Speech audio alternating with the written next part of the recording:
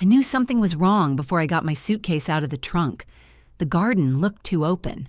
For almost a year, the cedar bench had sat beneath the maple with its back toward the fence. It was the first thing I saw from the driveway, warm brown against all that late summer green. Now there was an empty strip of flattened grass where it had been. In front of it, my daughter was peeling plastic off a black metal fire bowl. I stopped with my car door open. "Claire." She looked up. "You're early. Where's the bench?" A corner of plastic snapped loose in her hand. I moved it. The way she said it lightly, reasonably, made the missing bench seem like a lamp she had shifted to another table. Moved it where? To my house. She went back to the plastic. Behind her, 6 gray chairs formed a neat circle around the fire bowl. Someone had raked away the shallow dents left by the bench legs. Even the small bare place near the right arm, where Tom used to scuff the grass with his garden shoe, was gone. I stared at the clean ground and wondered when my daughter had started believing she could erase a thing simply by making the space look tidy afterward. "Put it back," I said. Claire sighed without looking at me. "Can we not do this in the driveway? We can do it anywhere you bring my bench." "It's Dad's bench." That was the first cut. Not the deepest one, but the first. I closed the car door and left my suitcase in the trunk. I had spent Friday night at my sister Ellen's house in Columbus, where we ate Chinese food from cartons and watched half of a British murder show before both falling asleep in our chairs. Claire had encouraged the trip. She had said I needed a change of scenery before the anniversary weekend. Now I understood how much scenery she had intended to change. She stood and brushed bits of plastic from her jeans. At 43, Claire still had the same determined little crease between her eyebrows she'd had at 12, whenever she was certain the rest of us were slowing down an obvious solution. "The fire bowl is safer," she said, "and we can all sit facing each other. I didn't ask for a fire bowl. It's for tomorrow." "What's tomorrow?" She stared at me. "Mom, I know what the date is. Sunday would make 1 year since Tom died. I knew it in my teeth and in the stiffness across my chest when I woke. I knew it every time the grocery store stacked peaches by the entrance, because peaches were the last food he asked for and then couldn't eat. I did not need my daughter standing in my yard to remind me. I meant, "What are these chairs for?" I asked. "The remembrance supper." "I texted you. You texted that we'd have dinner. In the garden. You didn't say you were replacing the furniture. I'm not replacing it." The bench took up too much room for the setup. It took up one side of the yard. Exactly, one entire side. The garden was not large, but it wasn't a postage stamp either. Tom had spent 38 years making it appear bigger than it was, using curved beds and narrow paths that disappeared behind lilacs. He claimed straight lines made a yard confess its dimensions. He also claimed squirrels understood sarcasm and that nobody made a decent donut west of Pennsylvania. "Marriage teaches you which arguments are worth having." Claire pointed toward the house. "Your back door was sticking again. Marcus fixed it." "Marcus is here?" "He went to get ice and those little lights you like." "I like lamps. I don't know that I've ever expressed an opinion about little lights. The cafe kind." "Ah, my famous passion for cafe lighting." Her mouth twitched. "On another day, that might have saved us." Claire and I had always been able to find the ridiculous edge of a disagreement and stand on it together until the anger passed. Tom used to call us the 2 fastest mouths in the Midwest, but the empty place under the maple kept pulling my eyes back. "How did you move it?" "Marcus and I put it in his truck." "When?" "Yesterday afternoon." "So this was the reason you wanted me to spend the night with Ellen?" "No, I wanted you to be with your sister because you've barely left the house. You arranged for me to leave. That is not the same thing. It feels remarkably similar from here." Claire compressed her lips. She had learned that from Tom. Silence, when performed correctly, could make the other person look unreasonable all by themselves. I walked past her toward the maple. The grass was damp under my flats. 3 bags of mulch had been stacked beside the shed, and a cardboard box marked Tom's Garden was sitting on the path. Inside were small glass candle cups, packages of paper napkins, and polished stones with words printed on them. Strength, joy, remember. I picked up one that said breathe. Where did these come from? I ordered them. Why? People can choose one to take home. Were people likely to forget to breathe? Please don't make fun of everything. I returned the stone to the box. Who's coming? Ben, Lisa, Aunt Ellen, if she feels up to driving back, the Coopers, Ray, and Darlene. Maybe a few people from Dad's old shop. My sister is not driving 2 hours to select an inspirational rock. I said if she feels up to it. You invited people into my house without asking me. It's not in the house. It's outside. My outside. The words sounded childish as soon as they left me, which annoyed me further. Claire heard it too. She pushed her sunglasses onto the top of her head and gave me a look that had probably made half her co-workers confess to things they hadn't done.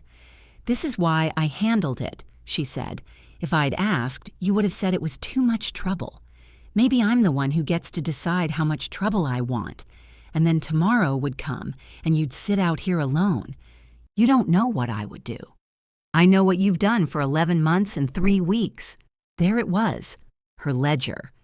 Claire kept emotional accounts with frightening accuracy. 14 missed invitations, 7 Sundays when I had claimed a headache. 3 times she found me wearing Tom's old flannel shirt in weather too warm for flannel. She wasn't wrong about all of it. That was one of her more exhausting qualities. I lowered myself into one of the gray chairs.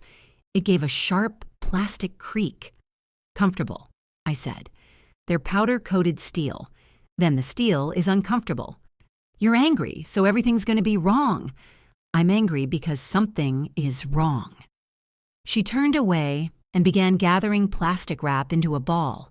Claire never crumpled anything casually. She compacted it with both hands, pressing out air until it became a hard little object she could control. The back gate opened, and Marcus came through sideways carrying 2 bags of ice. He was a broad, soft-spoken man with a beard that turned red in the sun and a habit of entering tense rooms as though he'd been sent to check a gas leak. "You're back," he said. "So I've been told." He looked at Claire, then at the empty space beneath the maple. The ice shifted in his arms. "I fixed the back door," he offered. "Thank you." Frame had swollen. That happens, sure does. We all stood there appreciating Wood's response to humidity. Marcus cleared his throat. "I've got another bag in the truck." Before he could retreat, I asked, "Did you know Claire was taking the bench to your house?" His gaze moved to his wife again. That was answer enough. "She said you all had talked about it," he said carefully. Claire's shoulders went rigid. "I said we had talked about the garden. You said your mom was okay with changing things around. I said she knew we were having the supper." Marcus set the ice on the patio before it melted through his shirt. "Those aren't exactly the same sentence." "Don't," Claire said. "I'm not doing anything. You're doing that neutral voice. I like my neutral voice. It's not neutral. It's the voice you use when you want someone else to notice you think I'm wrong." He glanced at me, embarrassed. "I should get that other bag." "Marcus," I said, "where's the bench now?" "On our patio." "Under the kitchen window," Claire added. "It looks beautiful there." I pictured it behind her house, surrounded by the square planters she changed every season. Tom had complained that Claire's patio looked like a hotel where nobody was allowed to have wet shoes. He loved her fiercely, but he was merciless about her planters. "Did you sit on it?" I asked. Claire blinked. "What, after you moved it? Did you sit on it?" "That's what benches are for. Did you?" Her face changed. Not much, just enough. "Yes." "What did that do?" Marcus bent to pick up the ice again. "I'm going to put this in the freezer." Claire waited until the door closed behind him. "You want me to say nothing," she said. "You want me to say I sat there and felt nothing so you can prove it belongs here." I asked a question. "No." "You set a trap and put a question mark on it. A cardinal landed on the fence. Tom had hated when people said cardinals were dead, loved ones visiting. If I come back, he once told me, I'm not spending eternity eating seed and flying into windows. I nearly laughed, which felt indecent with Claire glaring at me. I looked at the maple instead. The bench had been Tom's idea, but not in the way Claire meant. During the spring before he died, when the doctors were still using phrases like encouraging response, we drove to a garden center outside Dayton because he wanted tomato plants. We came home without tomatoes and with a receipt for a cedar bench neither of us needed. He tested 7 of them, sat down, stood up, shook the arms, criticized the bolts. He had lost 30 pounds and still acted like the structural integrity of outdoor seating was his personal burden.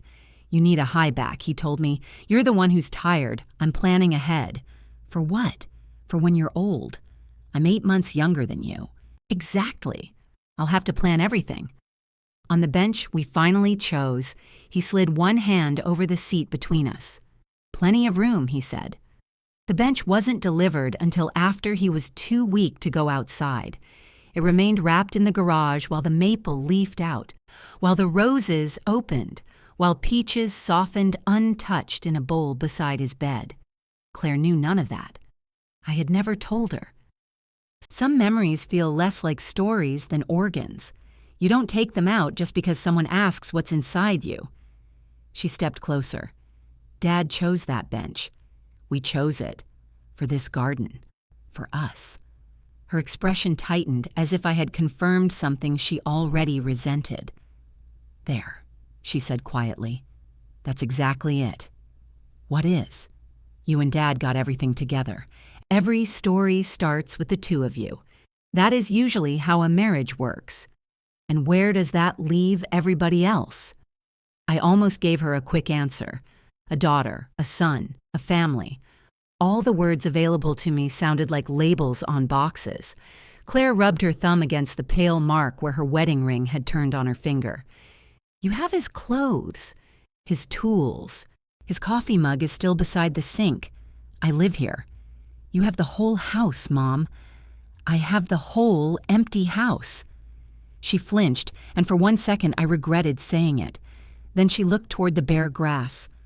I wanted one thing, she said. You didn't ask. I shouldn't have to beg you for one thing that belonged to my father. You weren't begging. You were taking. I knew you'd say no. That isn't permission. Ben understood. The garden went strangely still around us. What does Ben have to do with this? Claire folded her arms. I called him before we moved it. I asked if he thought it was fair. My son had spent the last year avoiding every hard conversation by standing near whichever person sounded most certain. I knew that about him. I loved him anyway. And? I asked. Claire met my eyes. He said it was just a bench. For a moment, I heard the sentence in Ben's voice instead of hers. Just a bench. The same gentle tone he used for anything he hoped would stop mattering before he had to take a position on it. Did he know you hadn't asked me? Claire looked past me toward the house. He knew you were having trouble letting go of things. Did he know you hadn't asked me? I don't remember every word of the conversation. You remember his answer. Because it made sense. The back door opened. Marcus came out empty-handed, glanced between us, and immediately found something fascinating about the cafe lights still boxed near the patio. I turned to him. Would you bring the bench back, please? Claire answered for him. Not today. I didn't ask you. He isn't getting in the middle of this. He used his truck to get into the middle of it. Marcus set the box down. I can bring it back. Claire stared at him. Seriously? If your mom didn't say we could take it, then we should bring it back. You heard what I told you. I heard that she knew. She did know we were changing the seating. No, I said. I knew you were serving dinner. Claire threw both hands out. Fine. I should have been more specific. But the bench is already at our house. We have all this to finish, and people are coming tomorrow. After the supper, we can talk about where it goes. It goes where it was. You haven't even seen what I'm doing. I've seen the part where my bench is gone. Our bench, she said. The family's bench. Marcus closed his eyes briefly. That was when I knew tomorrow's supper wasn't happening. The certainty didn't arrive hot. It settled into me with an almost pleasant coolness, like stepping into an air-conditioned room after pretending the heat wasn't bothering you. "Put the lights back in your car," I said. Claire laughed once. "What? There won't be a supper here tomorrow." Her expression stayed amused for a second too long, waiting for me to join her and prove I wasn't serious. "You can't cancel the day before. I just did. I've invited people. You invited them. You can uninvite them. The Coopers changed their plans. Then give them my apologies. Ray is bringing Dad's old crew. I didn't ask Ray to bring anybody, because you wouldn't ask anyone. You'd sit out here by yourself and call it what you wanted." "Yes," I said, "I might. What is wrong with you?" Marcus said her name quietly. "No, I mean it." Claire turned toward him, then back to me. "We have spent a year trying to keep her connected to people, and she acts like we're breaking into the house." "You did break into the garden. I have a key. That doesn't improve the sentence. I'm your daughter, and you took something while I was gone because you knew I would say no." Her face flushed. "You keep saying that like I took it to sell it. I took it because I miss him. And that makes every choice you make a good one? At least I'm making choices. You sit here with his coffee cup beside the sink like he's coming back for it." I looked toward the kitchen window. From the yard, I could see the yellow mug on the counter. Tom had bought it at a gas station somewhere in Kentucky because it said "World's Okayest Fisherman." He had never fished voluntarily in his life. Claire followed my gaze and softened her voice. "You aren't the only person who lost him. I know that. Do you?" The question landed because she meant it. Underneath all her arranging and purchasing and polished stones, there was a woman whose father had stopped answering his phone near the end because talking took too much breath. I knew that. I had watched his name disappear from her call history while mine filled with messages she wanted me to pass along. Of course I do. Then why does every memory have to go through you? It doesn't. You decided when I could visit. You decided when he was too tired. You decided what we were allowed to know. Your father decided, according to you. He was sick, Claire. I noticed. You came in with lists. You asked him what he wanted done with every tool in the garage while he was trying to finish a bowl of soup, because nobody would tell me what was happening. We told you. You gave me updates. That's not the same as letting me be there. A wasp circled the fire bowl, confused by its emptiness. Marcus took one slow step backward, as if the argument had developed a radius. I folded my arms against a chill that wasn't in the air. He asked for quiet, and you were always the one who got to stay. I was his wife. I was his daughter. Neither of us spoke after that.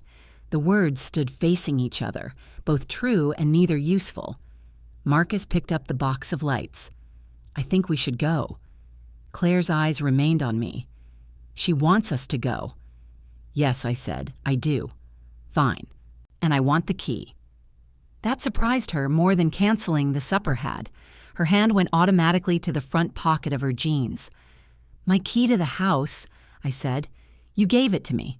For emergencies. What counts as an emergency now? You don't answer half the time, then knock until I do. Mom, this is ridiculous, probably.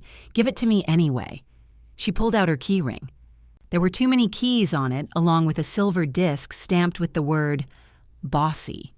Tom had given her that disc in her Christmas stocking when she was 35. She pretended to be offended and carried it ever since. Claire worked my key free with her thumbnail. For one foolish second, I expected her to place it in my hand. Instead, she set it on the seat of the nearest gray chair. There, she said. Thank you. Anything else?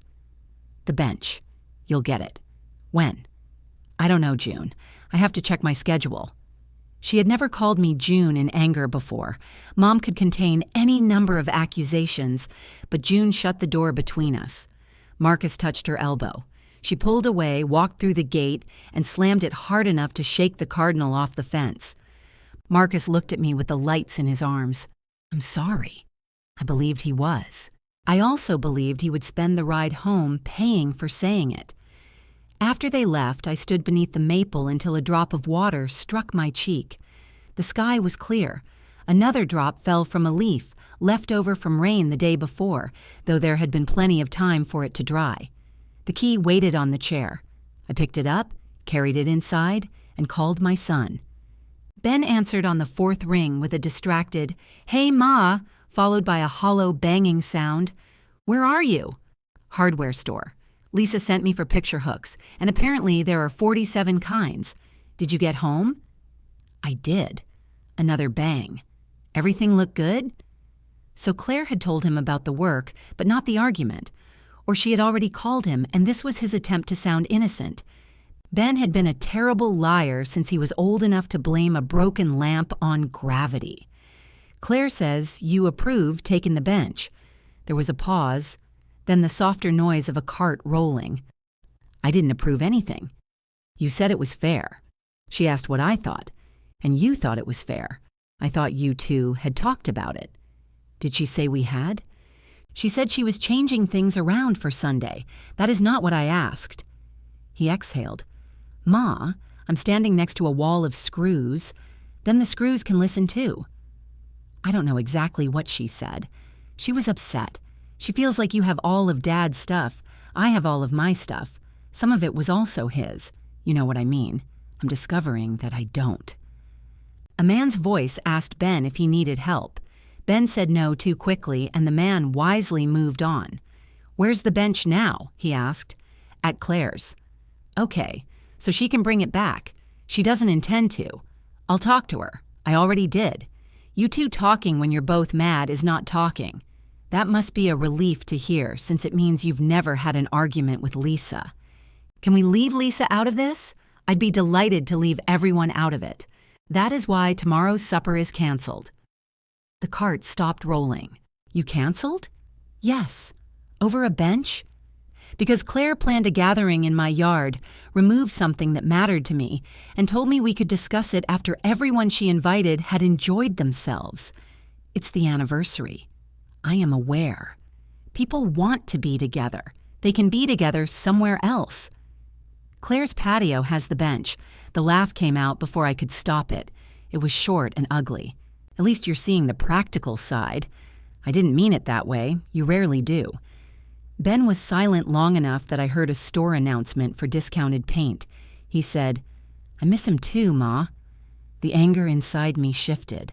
Ben had cried exactly once in front of me since Tom died, at the funeral home when he discovered someone had put his father in a blue tie instead of the green one we selected. He had stood beside the open casket and said, "Dad hated blue ties," as if correcting that one detail might bring the entire world back into alignment. "I know you do." "Then why are you making tomorrow harder?" "I'm not trying to make it harder. It sounds like you are. It was already hard. Claire just wanted matching chairs around it." "That's not fair." "No, it isn't." He sighed. "Let me talk to her. If she brings the bench back tonight, can we still do dinner?" "This isn't a trade. I'm trying to fix it. You're trying to preserve the event." "What's the difference?" "The difference is I said no." Ben lowered his voice. "People are worried about you. People keep saying that right before they ignore me. That's not what's happening. Did you tell Claire she could take the bench? I told you I thought you knew. That isn't an answer." The hardware store noises receded. He had probably pushed his cart into an empty aisle so strangers wouldn't hear his mother interrogating him between plumbing supplies. "Yes," he said finally. "I said if it was important to her, I didn't see why she couldn't have it. The honesty hurt worse than the evasion." "Thank you." "For what?" "For answering." "Ma, I need your house key back too." He went quiet. "You're taking my key? I'm asking you to return mine. I've had that key for 15 years. And in 15 years, have you ever needed it for an emergency? I fed your cat when you went to Nashville. Tom was alive and we asked you. Now you don't have a cat. That strengthens my case." He almost laughed. I heard it catch and disappear. "You're serious?" "Yes. You think I'm going to come take something?" I think both my children forgot that having a key does not make my home an extension of theirs. So now we're being punished.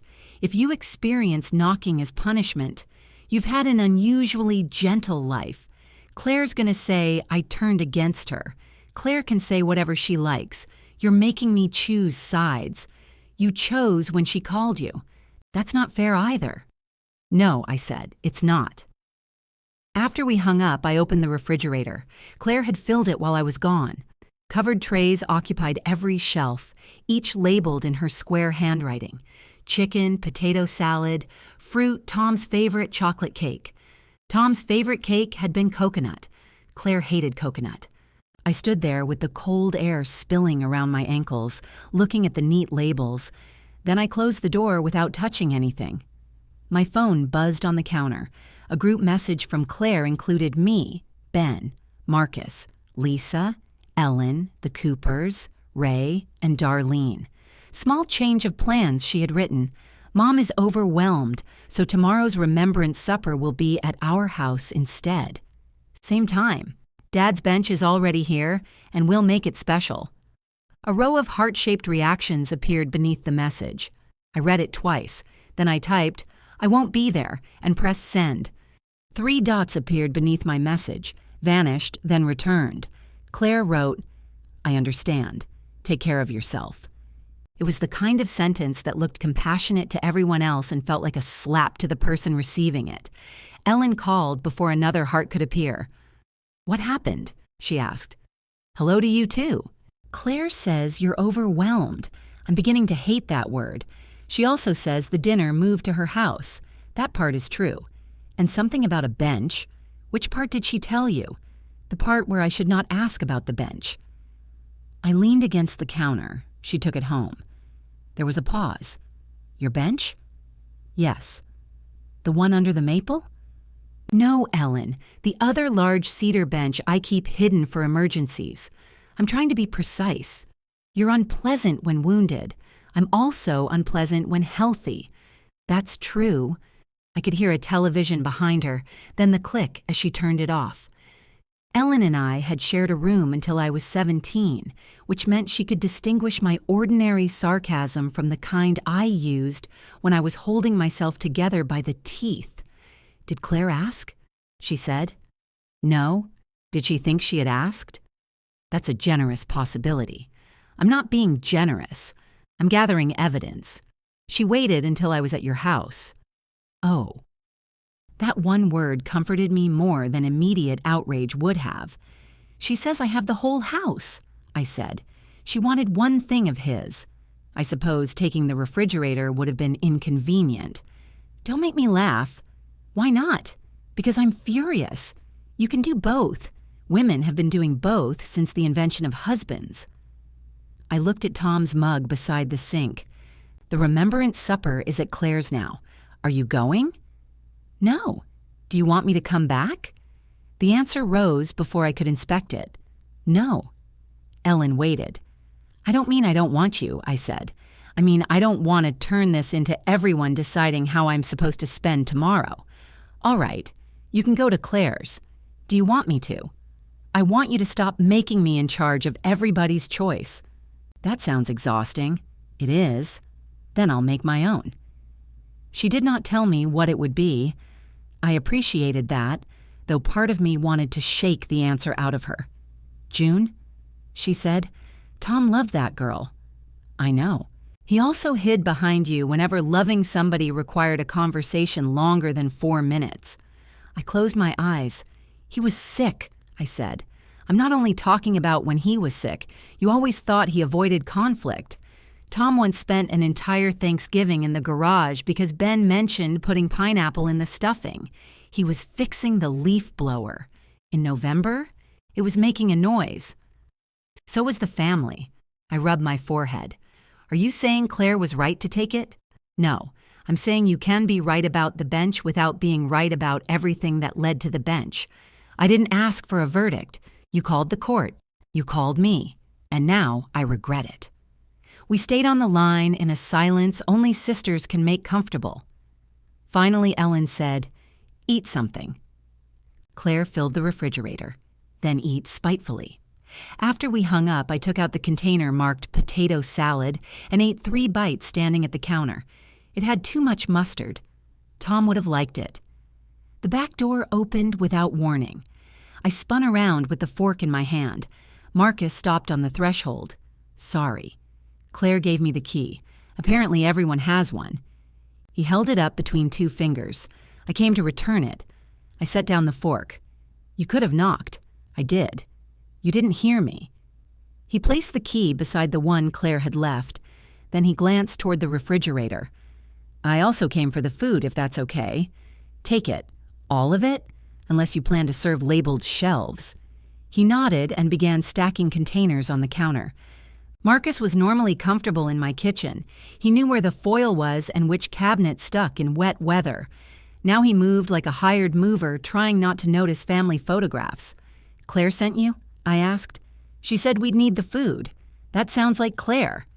She didn't ask me to get the key. That sounded like Marcus. I watched him fit the chicken tray into a canvas grocery bag. She's angry with you. I'm aware. No, I mean she's angry with you too.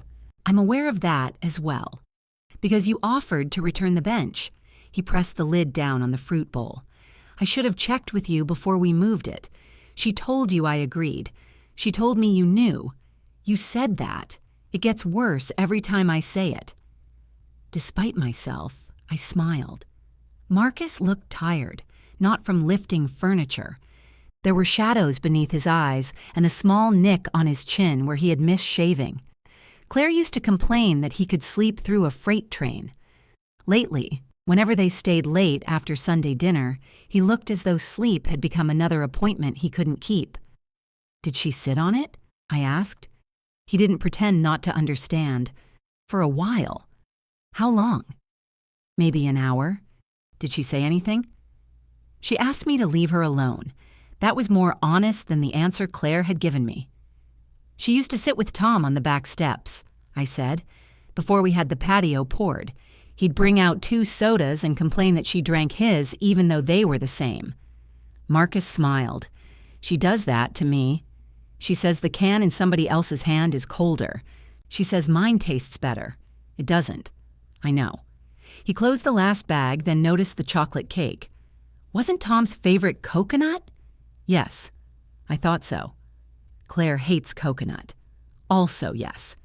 Neither of us said what sat between those 2 facts. Marcus picked up the bags.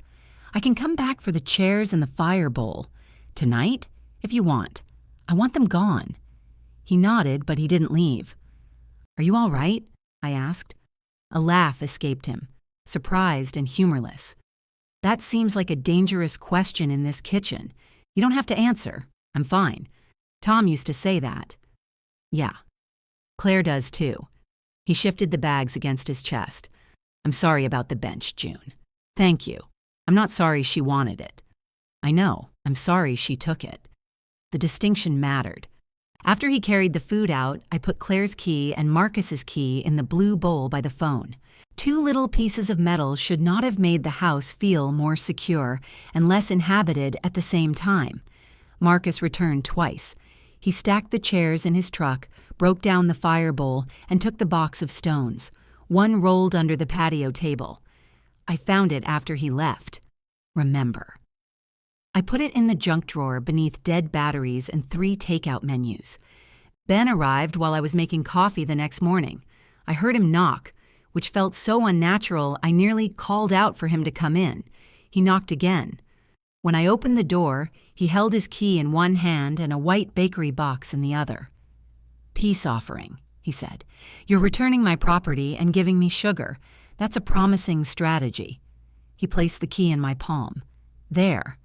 Now I'm officially a visitor. You were always a visitor. You were just a welcome one. His face tightened. Am I still?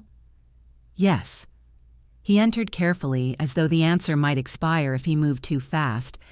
Ben had Tom's height and my habit of touching objects when nervous. He adjusted a framed photograph on the hall table that did not need adjusting. What's in the box? I asked. Coconut cake. I looked at him. Lisa remembered, he said. Lisa usually does. He followed me into the kitchen, where I cut 2 slices even though it was 9 in the morning. The cake was too sweet and covered in toasted coconut that scattered everywhere. Tom would have complained about the mess while eating a second piece. Ben looked toward the yellow mug. Claire thinks you keep that out to make her feel bad. Claire isn't usually here when I make coffee. I told her that. Did she believe you? No.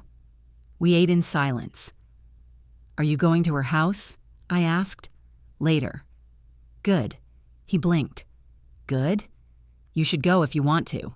I thought you didn't want anybody there. I don't want anybody in my garden pretending I approved something I didn't.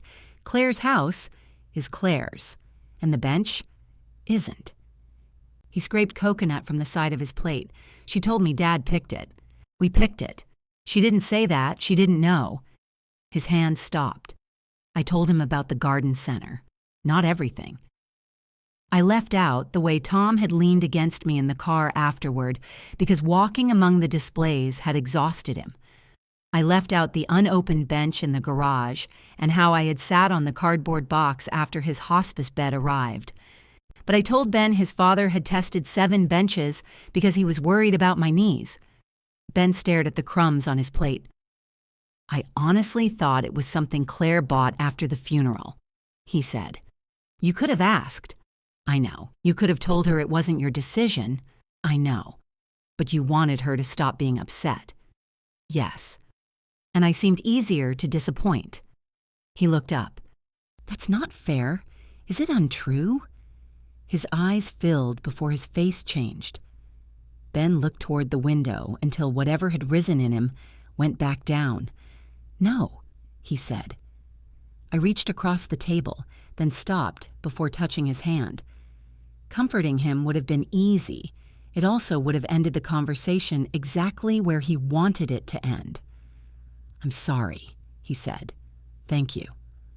I'll help bring it back. Claire has to bring it back. Why? Because she took it. What if she won't? Then it stays gone until she will. He leaned back. You're both unbelievably stubborn. Your father found it charming. No, he didn't. No, he did not. That got a real laugh from him. At 11, Ben left for Claire's house with half the coconut cake. I watched his car turn the corner, then carried my coffee outside. Without the chairs and fire bowl, the garden looked stripped. 4 pale patches marked where the new furniture had stood. Beneath the maple, the long rectangle of flattened grass had begun lifting at the edges. I sat on the ground where the bench had been. My knees objected immediately. Tom had been right about the high back and sturdy arms. From somewhere beyond the fence came the smell of charcoal. A car door slammed. The whole neighborhood seemed to be preparing for a Sunday that did not know what date it was. My phone buzzed. Claire had sent a photograph to the group. The bench sat on her patio beneath the kitchen window. Ray and Darlene stood behind it. Ben was on one end, Ellen on the other, and Claire occupied the middle. Marcus stood apart holding the camera. Everyone was smiling except Claire. She was looking down at the empty place beside her. I enlarged the picture until everybody's face became a blur of colored squares. The empty place beside Claire wasn't really empty. Her hand rested there, palm down on the cedar slats. She'd left enough room for another person, but not enough for me. Not with Ben crowding one arm and Ellen perched on the other. Darlene added, beautiful. Ray wrote, Tom would have loved this. Lisa reacted with a heart. Ben didn't respond at all. I turned the phone face down in the grass. A beetle crawled over the toe of my shoe.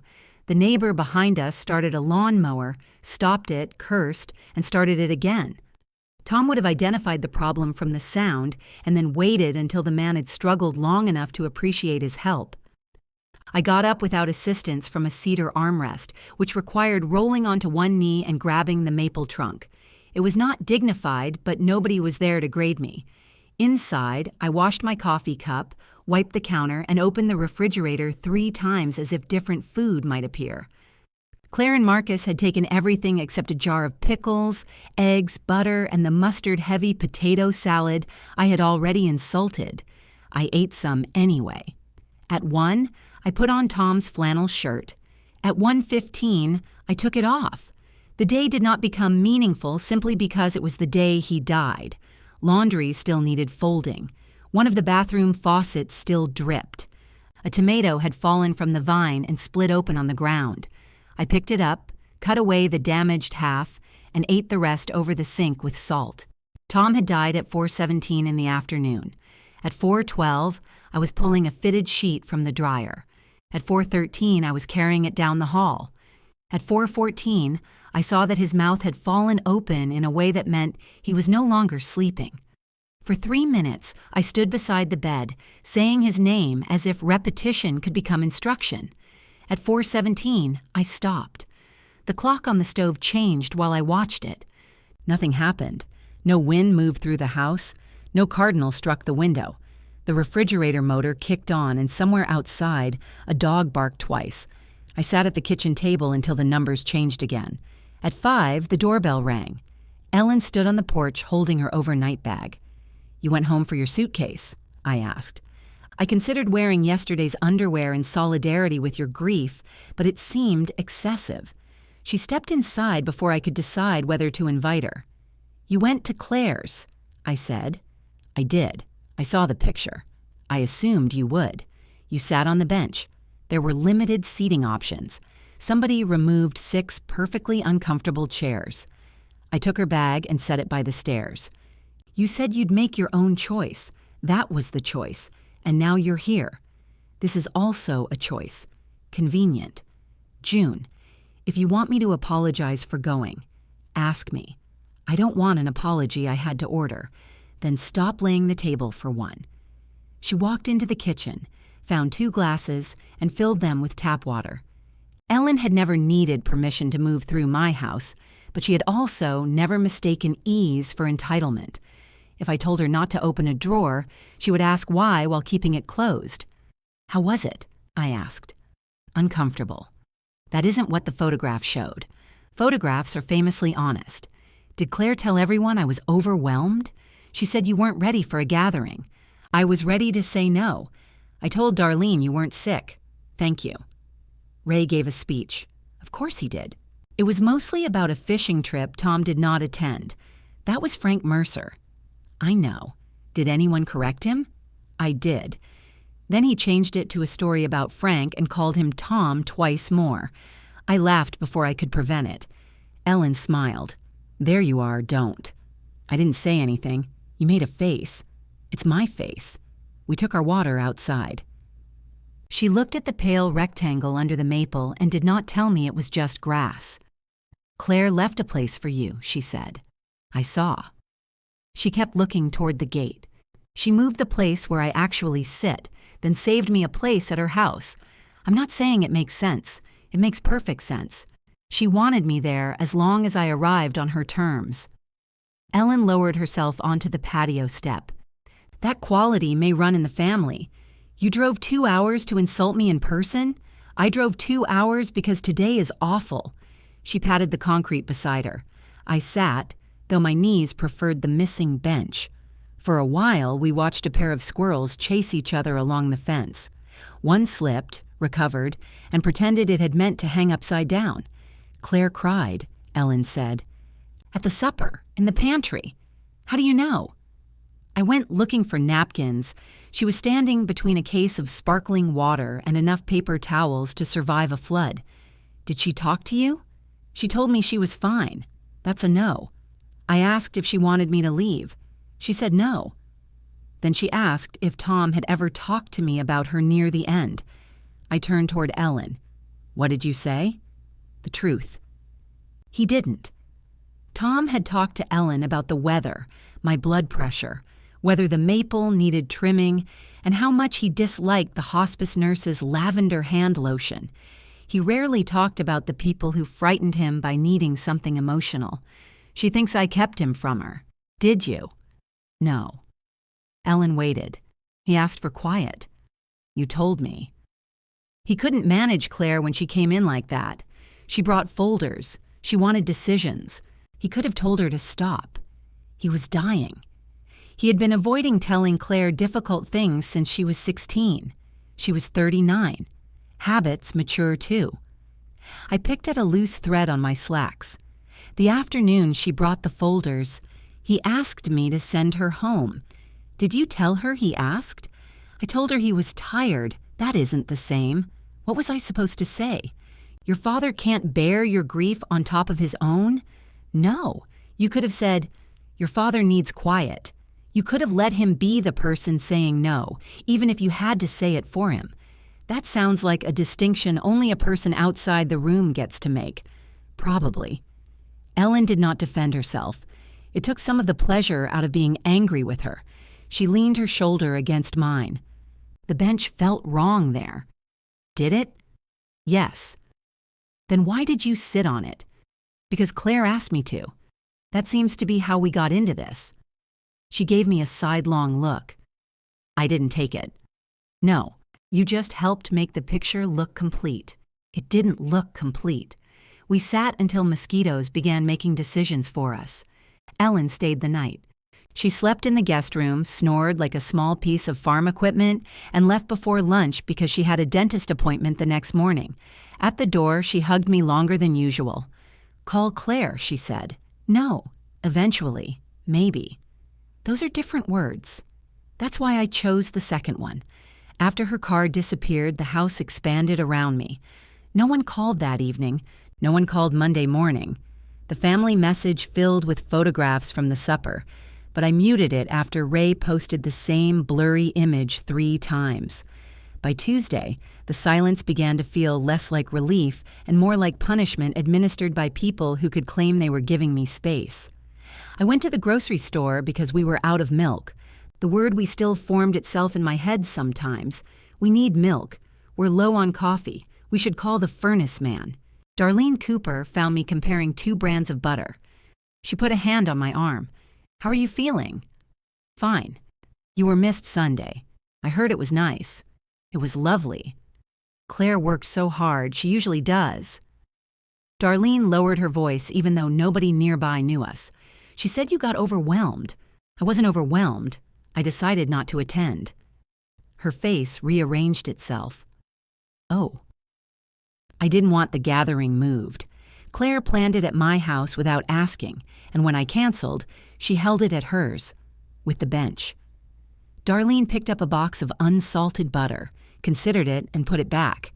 It did seem odd there. You wrote that it was beautiful. The patio was beautiful. That's a very careful sentence. I'm a careful person. No, you aren't. You once told Ray his beard made him look unemployed. He asked. I laughed. Darlene squeezed my arm. For what it's worth, she said. Claire didn't look happy. People keep telling me that as if it's evidence I should surrender. I didn't say that.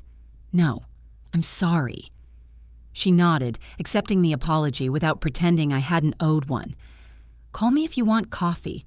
Will you tell Claire? Not unless you ask me to. That small answer stayed with me all the way home. Claire came Thursday evening carrying 4 empty food containers nested inside one another. She knocked once, then opened the storm door before remembering she no longer had a key. I let her in. She placed the containers on the kitchen counter. Her hair was pulled into a low knot, and there were shadows beneath her eyes that matched Marcus's. Thanks, I said. You're welcome. We stood on opposite sides of the counter. How was the supper? I asked. You saw the pictures.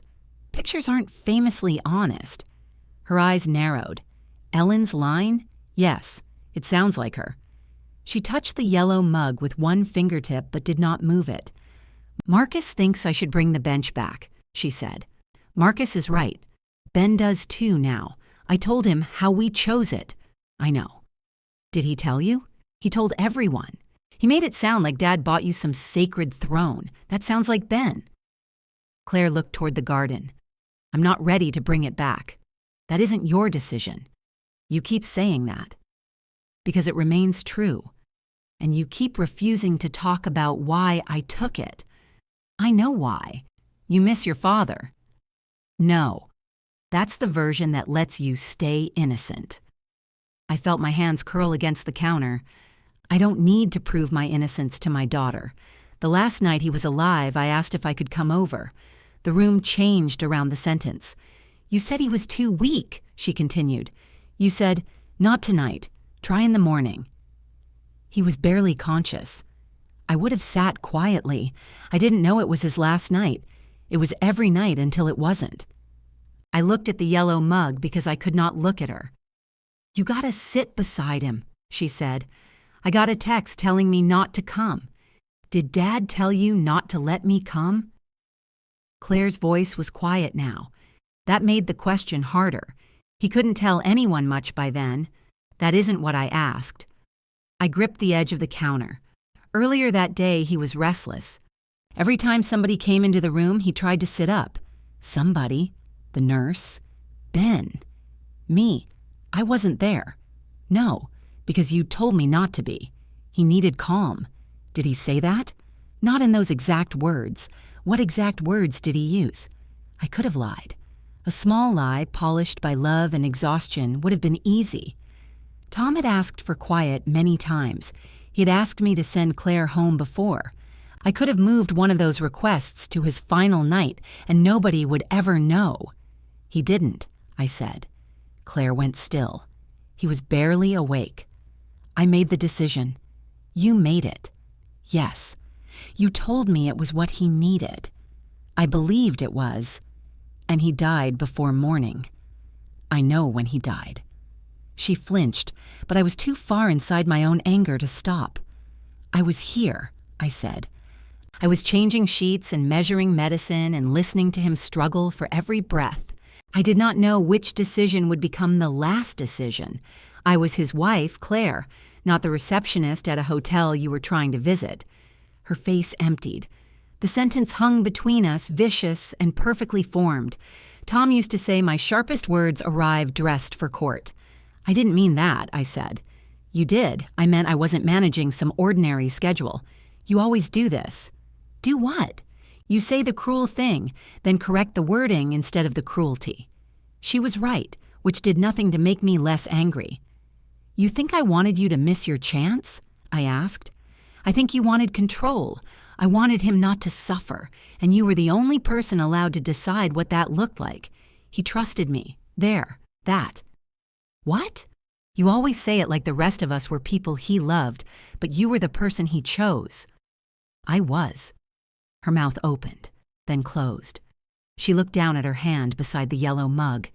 You don't hear yourself, she said. I hear myself very clearly. No, you hear the part where your marriage was special. You don't hear what that makes everybody outside it. You were not outside our family. I was outside that room. I had no answer that would change the truth of it. Claire touched the mug again.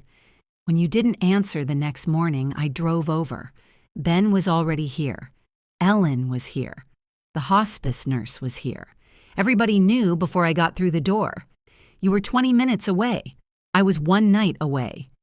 The refrigerator motor came on. I could hear the faint rattle it had developed and thought, absurdly, that Tom would have pulled it from the wall by now. I'm sorry, I said. Claire looked at me as though the words had arrived in a language she didn't trust. I am sorry I told you not to come, I continued. If I had known, but you didn't, no. So you're sorry about the outcome, not the choice. I'm sorry for what the choice cost you. She considered that. Her eyes shone, but she did not cry. Then why can't you understand the bench? I understand wanting it. That's the same thing. No. Wanting something is not permission to take it. You took my last night with him. I made a decision about a dying man in my care. You waited until I left town and removed something from my garden. You're right. Those aren't the same. The bitterness in her voice made me want to pull the words back and start over. Instead, I stood there. Claire picked up the nested containers. I thought you were returning those. I changed my mind. You came here to return plastic and kept the furniture? I came because Marcus said we couldn't keep going like this. He seems sensible. He's sleeping in the guest room. The words slipped out before she could stop them. I stared at her. Because of the bench? No. She said it too fast. Claire, don't. She hugged the containers against her chest. You don't get to turn this into concern about my marriage. I wasn't turning anything. You were about to. You were about to soften your voice and ask what's going on, and then you'd become useful again and we could avoid talking about you. That stopped me because she knew me. I had already felt the shift inside myself, the instinct to set down our argument and pick up hers. All right, I said. She seemed almost disappointed. I won't ask. Good. Bring the bench back. I can't yet. Can't? I sit there and feel like he belonged somewhere besides this house. He did, not at the end. Claire, I'll call you. She left with the containers. Through the window, I watched her place them on the passenger seat and stand beside her car for a moment with both hands on the roof. Then she got in and drove away. I did not follow. That night, I dreamed Tom was calling me from another room. Not saying words, just making the low sound he made near the end when he needed help turning over. I went from room to room, but every door opened into the same empty garden. I woke with my hand stretched toward his side of the bed. The clock read 3:26. I lay awake and returned to his final evening in pieces. The hospice nurse had left at 7. Ben stayed until 8, sitting in the living room with the television muted. Claire texted at 8:42. Can I come sit with him? Tom had been breathing with his mouth open, his fingers worried at the edge of the blanket. When I dabbed water on his lips, he turned his head away. Not tonight, I wrote. He's too weak. Try in the morning. Claire responded with a single heart. I had looked at that heart and felt relieved. Relieved that I would not have to prepare her. Relieved that Tom would not become agitated. Relieved that I could stop explaining and simply sit beside my husband. At the time, relief had felt like proof I'd made the right choice.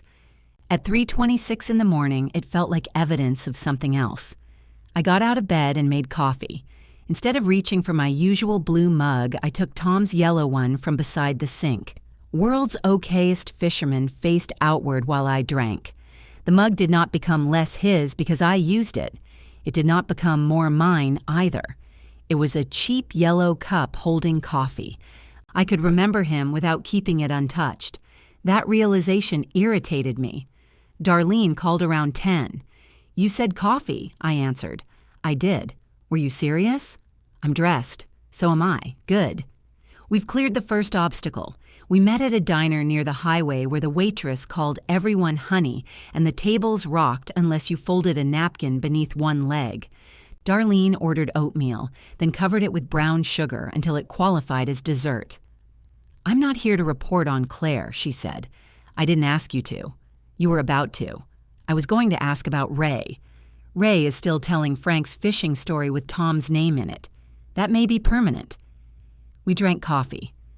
Was I awful to her? I asked. Darlene stirred her oatmeal. Probably. That's not comforting. You didn't ask if you were justified, was I? Probably. I stared at her. 2 things can fit in the same chair, she said. Not according to my family. Chairs are apparently a limited resource. She smiled, then grew serious. Claire wanted Sunday to fix something. I don't know what. It didn't. No. How could you tell?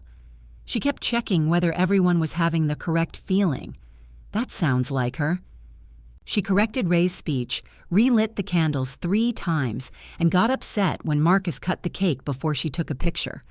I wrapped both hands around my cup. I'm worried about them. I thought this wasn't a report. It isn't. You just reported. I reported what I saw. Isn't that a report? Darlene pointed her spoon at me. This is why people let you sit alone. I laughed hard enough that coffee went down the wrong way. When I stopped coughing, she said, You can worry about Claire without fixing her marriage. I know. Do you? No. Good start. Ben knocked on my back door that afternoon. When I opened it, he raised both hands. I'm knocking. I hear that. I need Dad's socket set. Need? My kitchen table is wobbling. Your kitchen table requires a socket set? Lisa bought new legs for it. Then say you want the socket set. I want the socket set. Come in. We went through the kitchen into the garage. Tom's workbench remained almost exactly as he had left it, except for the thin coat of dust on the red toolbox. A pencil lay beside the vise. 3 jars of screws sat in a row, their labels written in his cramped block letters. Ben rested one hand on the toolbox but waited. "Open it," I said. He found the sockets in the second drawer. Then he noticed a small aluminum level, no longer than his hand. "Dad taught me to hang shelves with that," he said. "He also taught you to swear with that." The shelves were difficult. "Is that why every shelf in your first apartment leaned left?" He smiled and turned the level over. "Can I have it?" The question was so simple that it hurt. "Yes." He tucked it into the case with the sockets. "Claire's not doing well. She told me Marcus is in the guest room." Ben's eyebrows rose. "She told you? By accident. He says the bench needs to come back. He told me. Now Claire thinks everybody's taking your side. This is not a referendum. It feels like one. Then abstain." He leaned against the workbench. "She wants you to call her. She knows my number. She thinks you owe her. I apologized for the last night." "I know. Did she tell everyone that too?" "No. She told me because I asked why she was crying in the garage. The image was so familiar it almost made me smile. Tom had hidden in garages. Now his daughter did too." "Call her," Ben said. "No, you're good at getting through to her. I'm good at translating everybody to everybody else." "That isn't the same. So what are we supposed to do?" "Talk to each other without using me as the switchboard." He frowned. "Dad used to say that." "No. Dad used to make me do it." Ben considered this, then picked up the socket case. At the door, he stopped. "Thanks for the level. Thanks for asking." He understood. His face showed it. That evening, my phone buzzed while I was watering the roses. A message from Claire read, "Dad planted the peonies for my college graduation. Fall is the right time to divide them. I'm coming Saturday for a few." I looked toward the heavy green leaves bordering the shed. Then I typed, "No, you're not." My phone rang less than a minute later. "What do you mean, no?" Claire asked. "It's one of the shorter words. I'm not taking the whole plant. You're not taking any of it. Peonies need to be divided. Then I'll divide them. You haven't divided them in 6 years. I didn't realize you were keeping records. Dad planted those for me. He planted them after your graduation." That's what I said. "No, you said for your graduation." "He planted them because I had wanted peonies along the shed for 20 years, and that was the weekend he finally borrowed Ray's tiller." Claire made a disgusted sound. "Of course there's a correction. I was there. That doesn't make every version except yours wrong. It makes this particular version inaccurate. I want 2 clumps. You have at least 9. I said no. "Why?" "Because you don't get to announce what you're removing from my yard. So if I had phrased it like a request, you'd say yes?" "I don't know. That means no. It means you didn't ask." "Fine. May I please have some of the peonies Dad planted the weekend I graduated?" "No." She laughed, sharp and unsurprised. "Thank you for proving my point. You're welcome." I hung up before she could. For the rest of the evening, every glance toward the peonies made me feel ridiculous. They were flowers, not family heirlooms. Their leaves had begun to show brown at the edges, and several heavy stems leaned into the path. Claire was right that they needed dividing. I hated that horticulture had taken her side. I slept badly Friday night and woke before sunrise to the sound of metal scraping stone. At first I thought I had dreamed it. Then it came again from behind the house. I put on my robe and went through the kitchen. The back door stuck at the bottom despite Marcus's repair. I had to shoulder it open. Claire stood beside the shed with a spade pressed into the soil. A large black nursery pot waited on the path. She wore old jeans, gardening gloves, and Tom's faded green cap. I had given her the cap after the funeral. She looked up without surprise. "I'm only taking one." I stepped off the patio. "Get the shovel out of the ground. If I cut from the outer edge, it won't hurt the plant." "Claire, they're overcrowded. Get the shovel out." She pushed her foot harder against the blade. I reached her before it sank another inch and grabbed the handle. For a second, neither of us let go. We must have looked absurd. 2 grown women in a dawn garden fighting over a shovel, one in a baseball cap and the other in a blue robe covered with white sheep. "Let go," Claire said. "You first. You'll damage the roots." That concern arrived late. She released the handle so suddenly I stumbled backward. The blade came loose with a dark wedge of soil. "There," she said. "You win. This isn't winning. It seems to be the only thing you're interested in." I set the spade on the path behind me. "I told you not to come, and I told you why I wanted them. Those are not equal statements. They're plants, Mom. Dividing them helps them." "Then I will divide them." "And what? Keep all the pieces here so nobody else can have a memory? You keep treating my home like your father's estate." Her face changed. "That's not what I'm doing. You took the bench. Now you're digging up the garden. One plant. Nothing else leaves this house or this yard unless I decide it leaves. Listen to yourself. I am listening. That's why I'm saying it clearly." Claire yanked off her gloves. "You want us to ask permission for every object connected to Dad.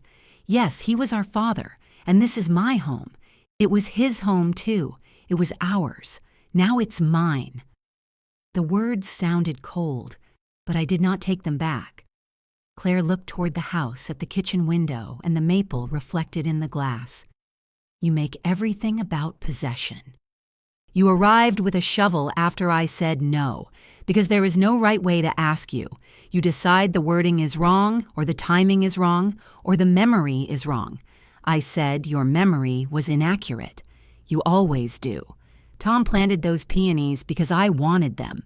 He let me drive the tiller. You nearly ran over the bird bath. He laughed so hard he had to sit down. I remember. He called them my graduation flowers. He called them that because you came outside in your graduation dress and complained that we were doing yard work. It was a new dress. It had a sash. It was not meant for mud." Despite herself, Claire smiled.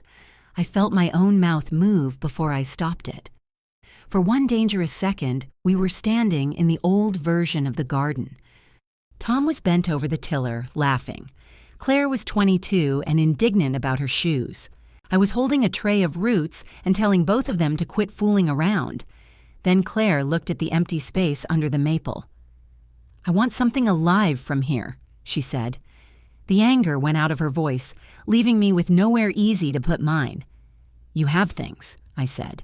"I have a cap, 2 shirts, a box of photographs where you're in almost every picture. I can find more." "That isn't the point." "Then what is?" "I want something that doesn't feel like you handed it to me, because you decided I was allowed. That is how giving works. That is how control works, too." I folded my robe tighter. The morning air had found every gap. Your father gave you plenty without going through me. Name something. I opened my mouth. She waited. I thought of birthday checks we had both signed, the used car we had both paid for, the shelves Tom built in her first house because I reminded him 3 weekends in a row. Even the green cap had come through my hands after he died.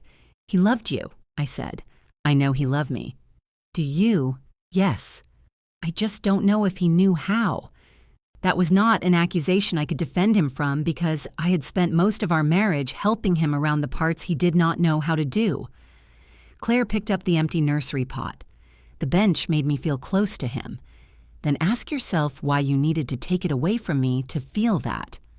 She stared at me. "I'm not saying you can't miss him," I continued.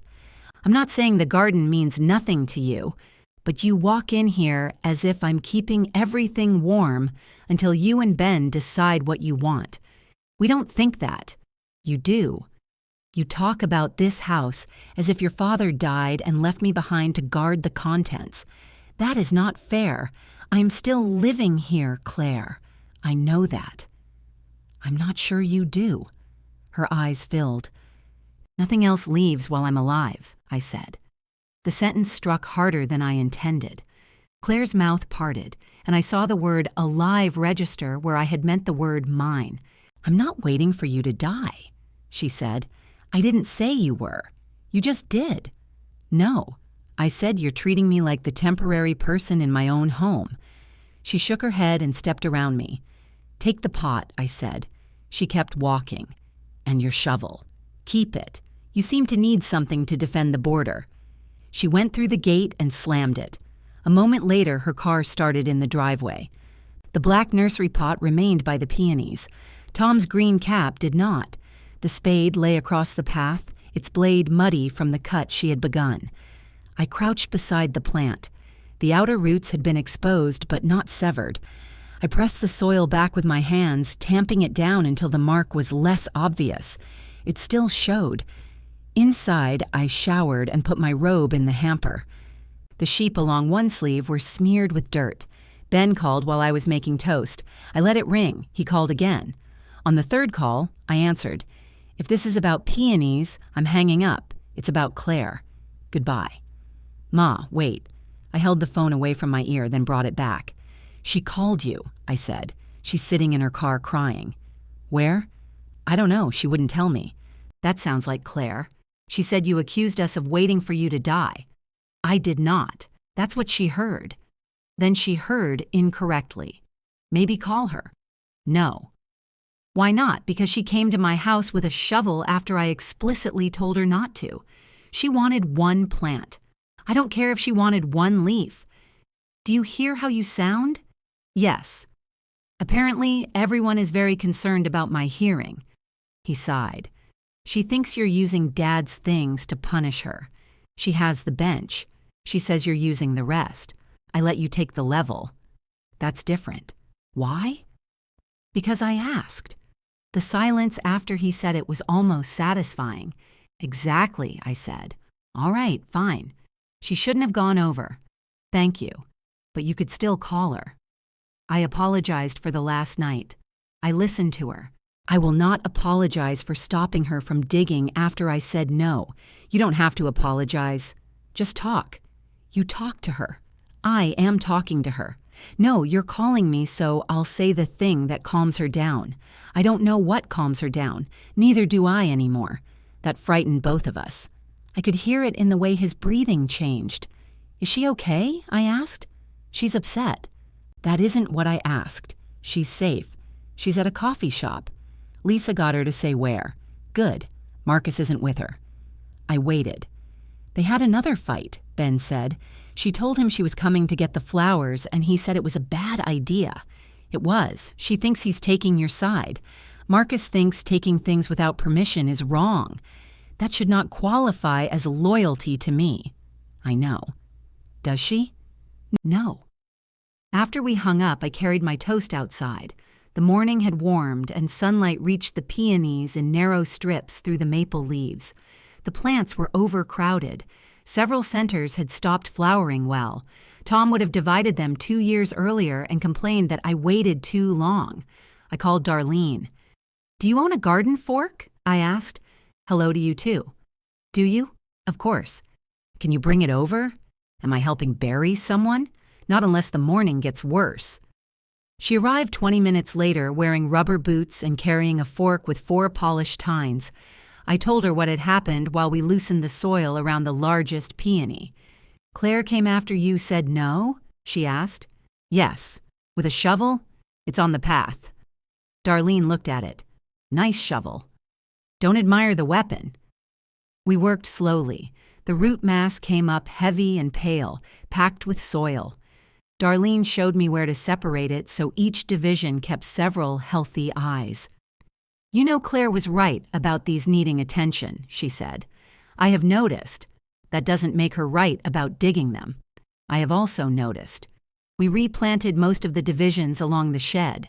One was left over, a solid piece with 5 pink buds waiting beneath the soil. Darlene pointed to the black nursery pot. "What about that?" I filled it with soil and planted the final division. "For Claire?" she asked. "I haven't decided." "Good." "Why is that good?" "Because if I answer, you'll spend 10 minutes arguing with me about whether it was your decision." She rinsed the fork at the outdoor faucet while I carried the pot beneath the maple. I set it in the pale rectangle where the bench had stood. The peony was alive, rooted, and mine to give. I left it there. The pot stayed under the maple through 2 nights of rain. I moved it once because the downspout overflowed, then moved it back when I caught myself arranging it as though Claire might appear and inspect my intentions. She did not call. Neither did I. By Sunday, the peony leaves had begun to sag around the rim. The plant was healthy. Peonies often looked offended after being divided, Tom used to say, because they were dramatic and Catholic. Tom was not Catholic. Neither were the peonies. At 4 o'clock, I found myself taking 3 pork chops from the freezer. Sunday dinner had happened at our house for so long that my hands prepared for it before my mind checked the guest list. Ben liked the edges browned, almost black. Claire cut away every visible piece of fat, then stole the crisp pieces from Marcus's plate. Tom claimed pork was impossible to ruin, a belief he maintained by never cooking it. I stood with the freezer door open and put 2 chops back. The remaining one looked small in the skillet. My phone rang as I was peeling a potato. "Are you making dinner?" Lisa asked. "I've made dinner every day since 1974. For more than one person." I looked at the single potato in my hand. "That seems intrusive. We're having pot roast. On a Sunday?" I checked the calendar. "Is Ben there?" He's standing beside me, making hand gestures. "What kind?" "The kind suggesting I'm not saying what he told me to say. Tell him to use his words." Lisa relayed this. I heard Ben in the background say, "I knew she'd say that." "He wants you to come over," Lisa said. "Do you?" "I'm the one who called." "That's not an answer." "Yes, June. I want you to come eat pot roast before your son dislocates something trying to communicate silently." I looked through the window toward the potted peony. "Is Claire coming?" "No." "Was she invited?" "Yes." "Did she say why?" "She said no." Lisa's refusal to translate felt deliberate and kind. "I'll be there in 20 minutes, I said. Ben and Lisa lived in a narrow brick ranch 10 minutes away. Their kitchen table no longer wobbled, though one of the new legs was a slightly different color from the others. I pushed against the edge when I sat down. "Stable," I said. Ben looked pleased. "Use the level. The level measures whether things are straight. It does not tighten bolts. I also use the sockets." "Then why mention the level?"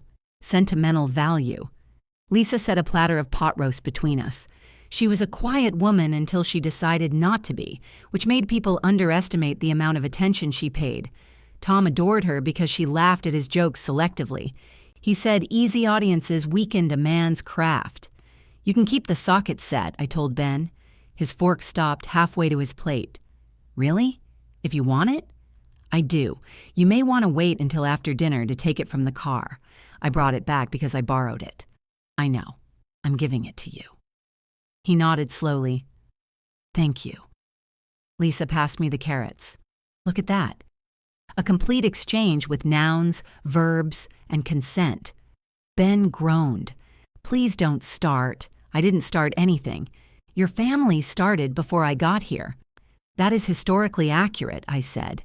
For 10 minutes we talked about the pot roast. Lisa had added too much wine. Ben thought it needed salt, and I thought both problems improved it. It was almost an ordinary Sunday. Then Ben said, "Claire blocked me." Lisa closed her eyes. "We made it 10 minutes. "On the family message?" I asked. "Everywhere." "What did you do?" "I told her she shouldn't have gone over after you said no." "Then you were right." "I also told her to return the bench." "You were right twice." "That must be unsettling." "She said I'm taking your side because you gave me Dad's tools." "Did she know about the socket set?" I told her. "Why? Because she asked where I was."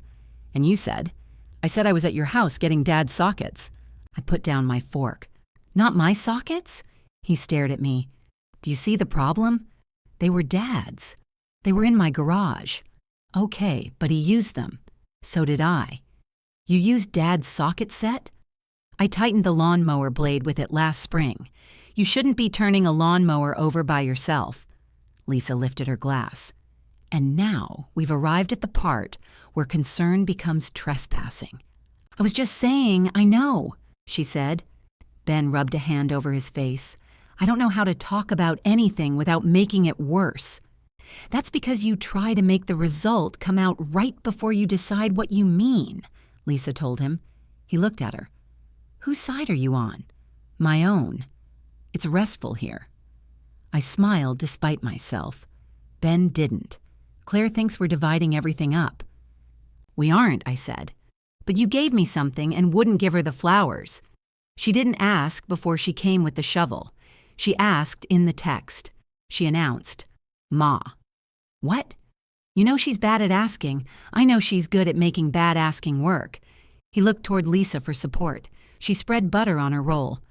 I'm not getting involved in sentence structure, she said. I did divide the peonies, I told him. Ben turned back. You did.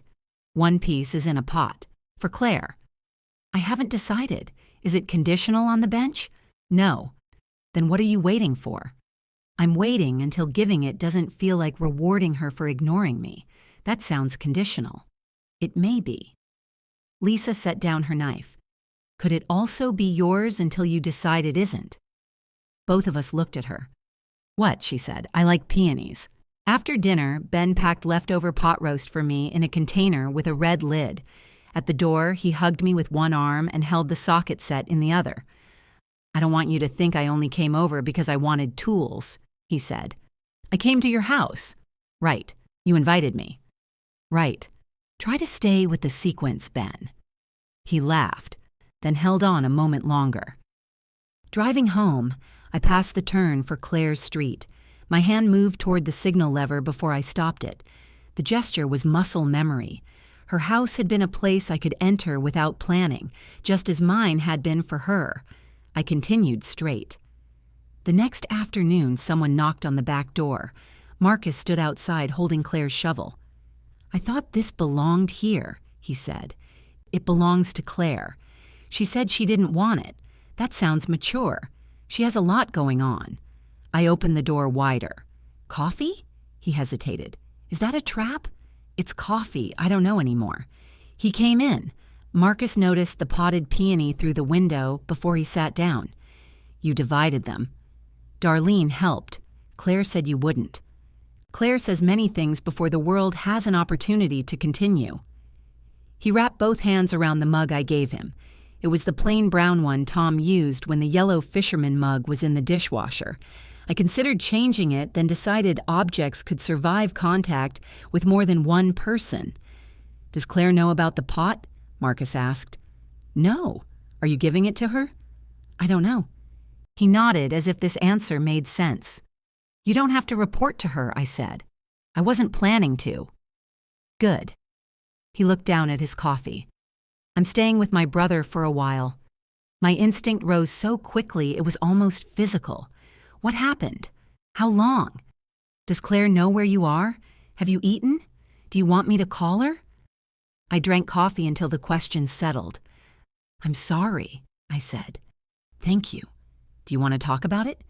No. All right. He looked up, surprised. Claire said you'd do that. Do what? Stop asking if I said no. I'm trying something new. It's weird, for both of us. He turned the mug between his hands. The bench isn't why I left, I assumed. It's also not why.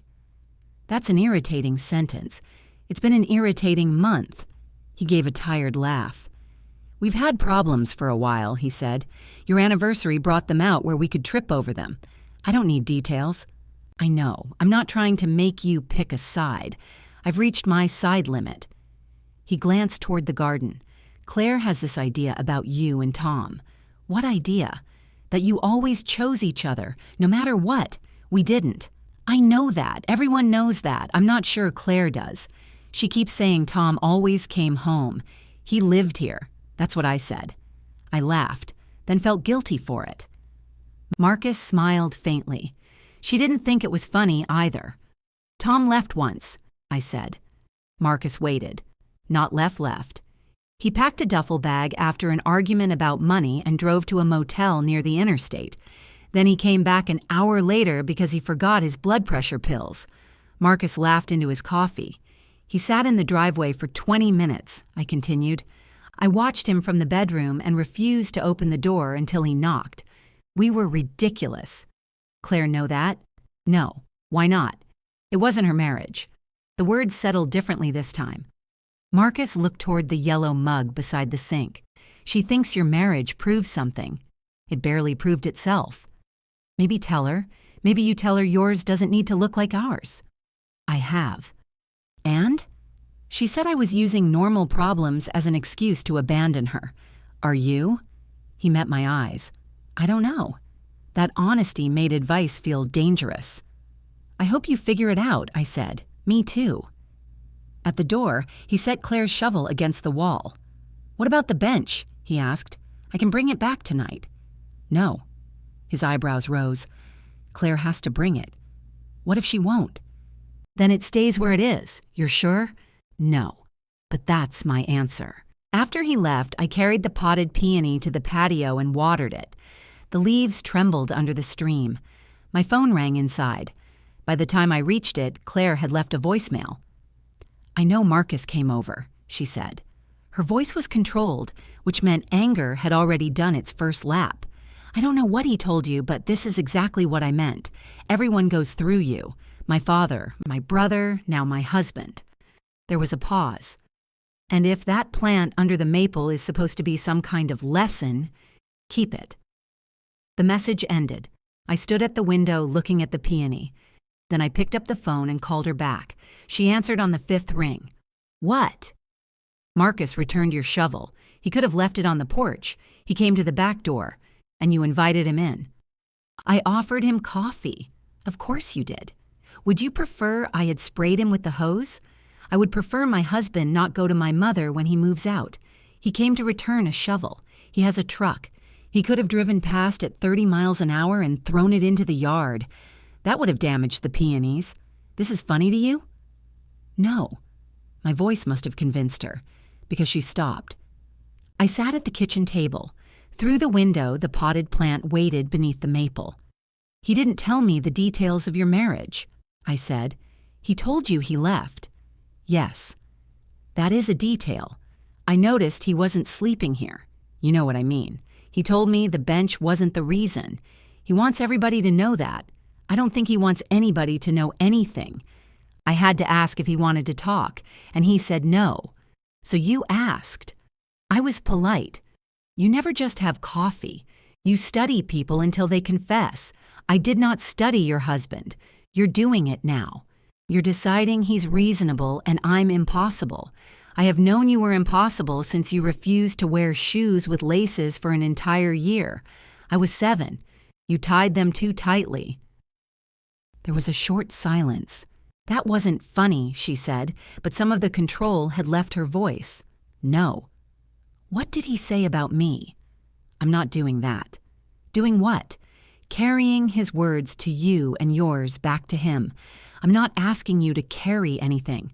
I'm asking what he said in my mother's kitchen. He said, you believe Tom and I always chose each other. You did. No. You stayed married for 46 years. That is not the same as choosing each other correctly every day for 46 years. Did Dad ever leave? Once. The word came out before I decided to give it to her. Claire went quiet. He left you? He packed a duffel bag and drove to a motel. When? You were in college. What happened? He came home. Why did he leave? We fought about money. What about money? I don't remember. You remember everything. I remember the argument. I don't remember the amount. You never told us. It wasn't your marriage. Did he stay at the motel? He forgot his blood pressure pills. She made a sound that might have been a laugh if she weren't determined to remain angry. He came back for pills? He sat in the driveway for 20 minutes first, and you let him in. He knocked. Mom. He came inside. We stayed angry for 2 more days. Then the water heater broke, and it took both of us to drag the wet boxes out of the basement. That's it? That was marriage, Claire. Most of it did not happen during speeches. You always made it look easy. No, we didn't. You did to me. I leaned back in my chair. Maybe we thought it was our job not to make you responsible for our problems. There's a difference between making me responsible and pretending you didn't have any. We didn't pretend. You didn't tell me. I also didn't tell you when your father developed a rash from switching laundry detergent. That isn't the same. It was memorable. Why did he leave? I told you. No. What was the fight? I could remember the exact expression on Tom's face. I could remember the checkbook lying open on the kitchen counter and the red light blinking on the answering machine. I could remember accusing him of rescuing everyone who asked while leaving me to say we couldn't afford it. He lent Frank money, I said, without telling me. Uncle Frank? Yes, how much? Enough. Did Frank pay it back? Eventually. Were you going to leave, Dad? No. Did you threaten to? I told him if he wanted to make decisions alone, he could enjoy being alone. Claire exhaled. That sounds like you. It sounded like me then, too. And he packed. Yes. So he thought you meant it. Maybe. Or maybe he wanted you to stop controlling the money. Do you want the story, or do you want to retry the argument for him? I'm trying to understand. So am I. I looked toward the yellow mug beside the sink. Your father could be generous in ways that made him feel wonderful and left me with the consequences. I could be practical in ways that made everyone else feel managed. We hurt each other with our best qualities. Claire said nothing. He came home, I continued. Not because we proved anything. He came home because leaving was worse, and then we kept doing the work. Marcus says he doesn't know if he wants to. There it was. Her voice cracked on the last word. I closed my eyes. I'm sorry, I said. He says every conversation turns into me explaining what he should feel. Does it? I don't know. That's more promising than no. Please don't counsel me. I'm not. You are. You make one sentence sound like a prescription. I'm sitting in my kitchen wearing one slipper because I can't find the other. I am not qualified to prescribe anything. She laughed once, then sniffed. I did not ask if she was crying. The plant isn't a lesson, I said.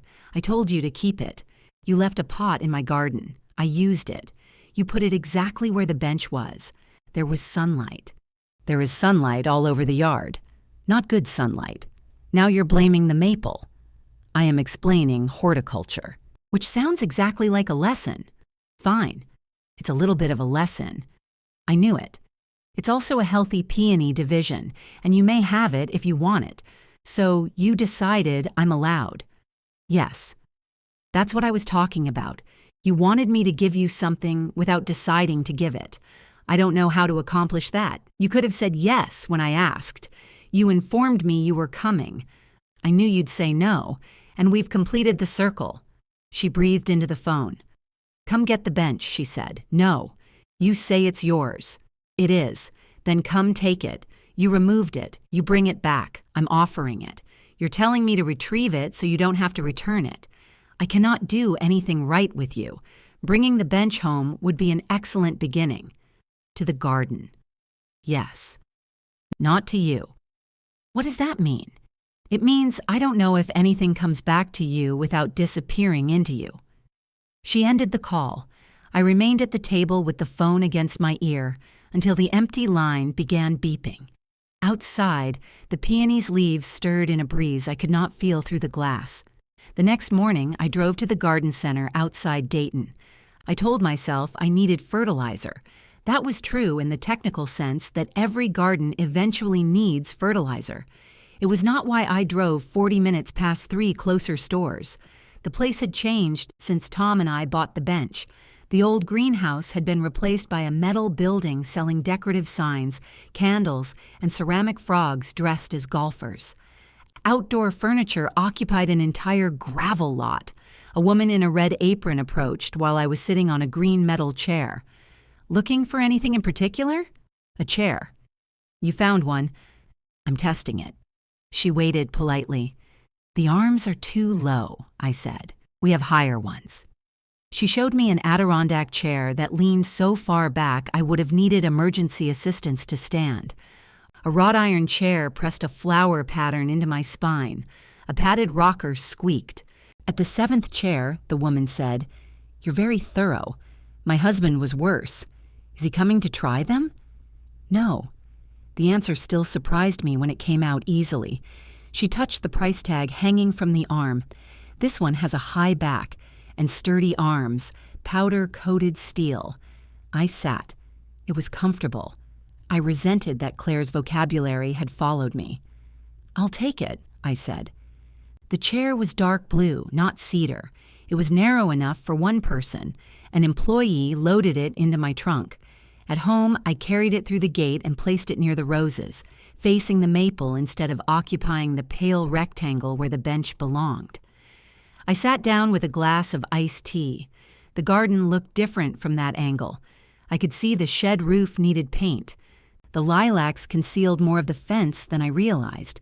A spider had built an enormous web between two rose canes and was waiting in the center like a tiny landlord. The chair did not feel like replacement. It felt like somewhere to put my body while the rest remained unresolved. Ben noticed it when he stopped by after work. "You bought a chair," award-winning observation. He tested one arm. "Are you giving up on the bench? I needed to sit. I can go get it." "No, Claire told you to take it. She told me to retrieve it." "That sounds similar." "It isn't." He looked at the peony pot. "Is that for her? If she wants it, does she know?" "Yes." "Does she want it?" "She wants to object to the conditions under which she might want it." He nodded as though this made sense. She unblocked me. "Congratulations. She called me last night." "What did she say?" Ben caught himself. "You said you don't want to be the switchboard." "I did. So I'm not telling you." I experienced a ridiculous flash of annoyance. "Good," I said. He smiled. "You hate that." "I'm adjusting." We walked through the garden. Near the shed, he crouched to look at the newly divided peonies. "Dad really planted these after her graduation?" "We both did. Claire almost destroyed the bird bath. She was mad about her dress. She told you. She tells that story every year. Not every version except mine was wrong." Ben straightened. "Why didn't you ever tell us about Dad leaving?" "Claire told you.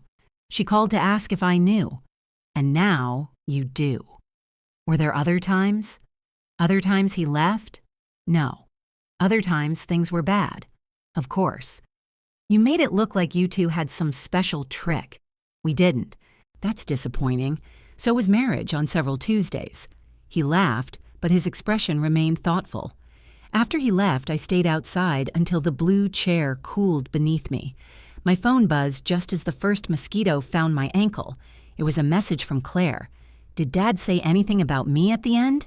I read the question 3 times.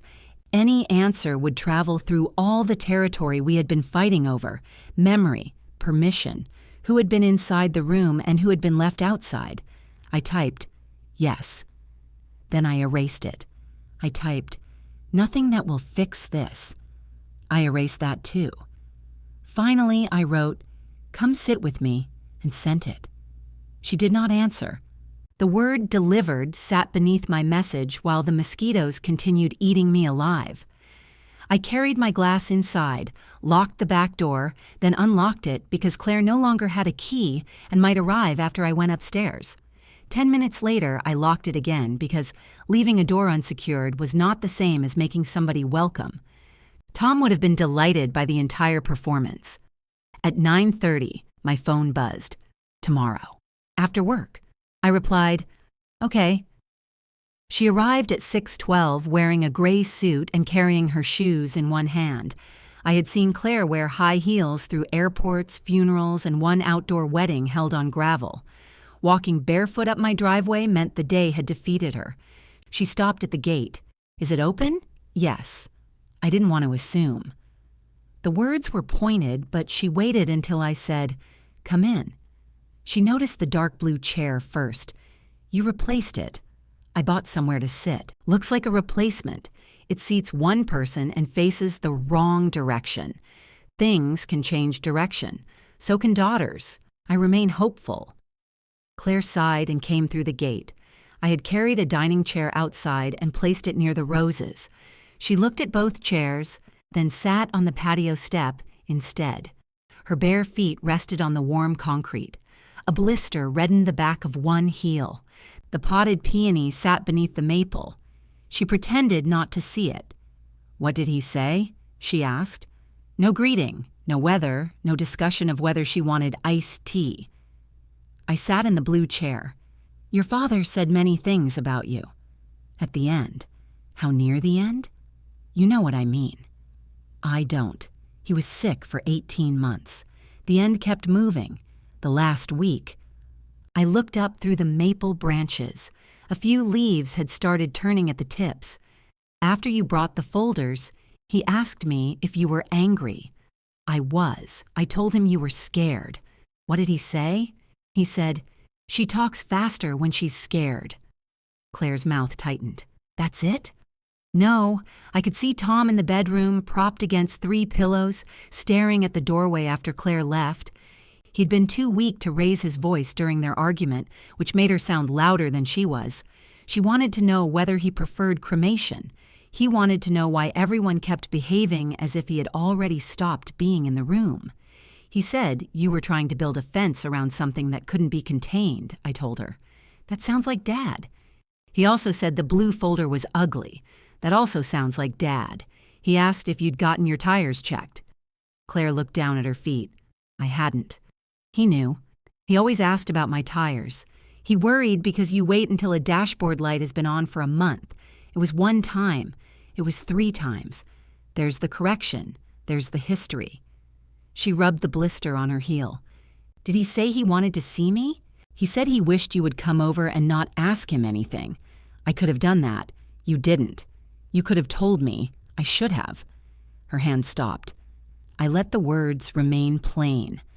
No qualification, no explanation about how many things I was carrying or how I believed there would be another visit. I should have told you, I repeated. Why didn't you? I thought I was protecting him.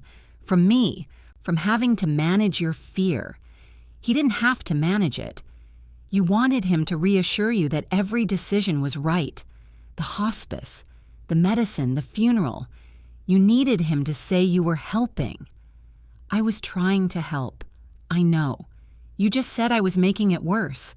I said he didn't know how to hold your fear while he was carrying his own. Claire looked toward the house. He could hold yours. No. I held mine where he couldn't see it. That doesn't sound healthy. It wasn't a wellness retreat. She nearly smiled. A siren passed somewhere beyond the neighborhood, fading toward the highway. Did he know I loved him? She asked. Yes. How?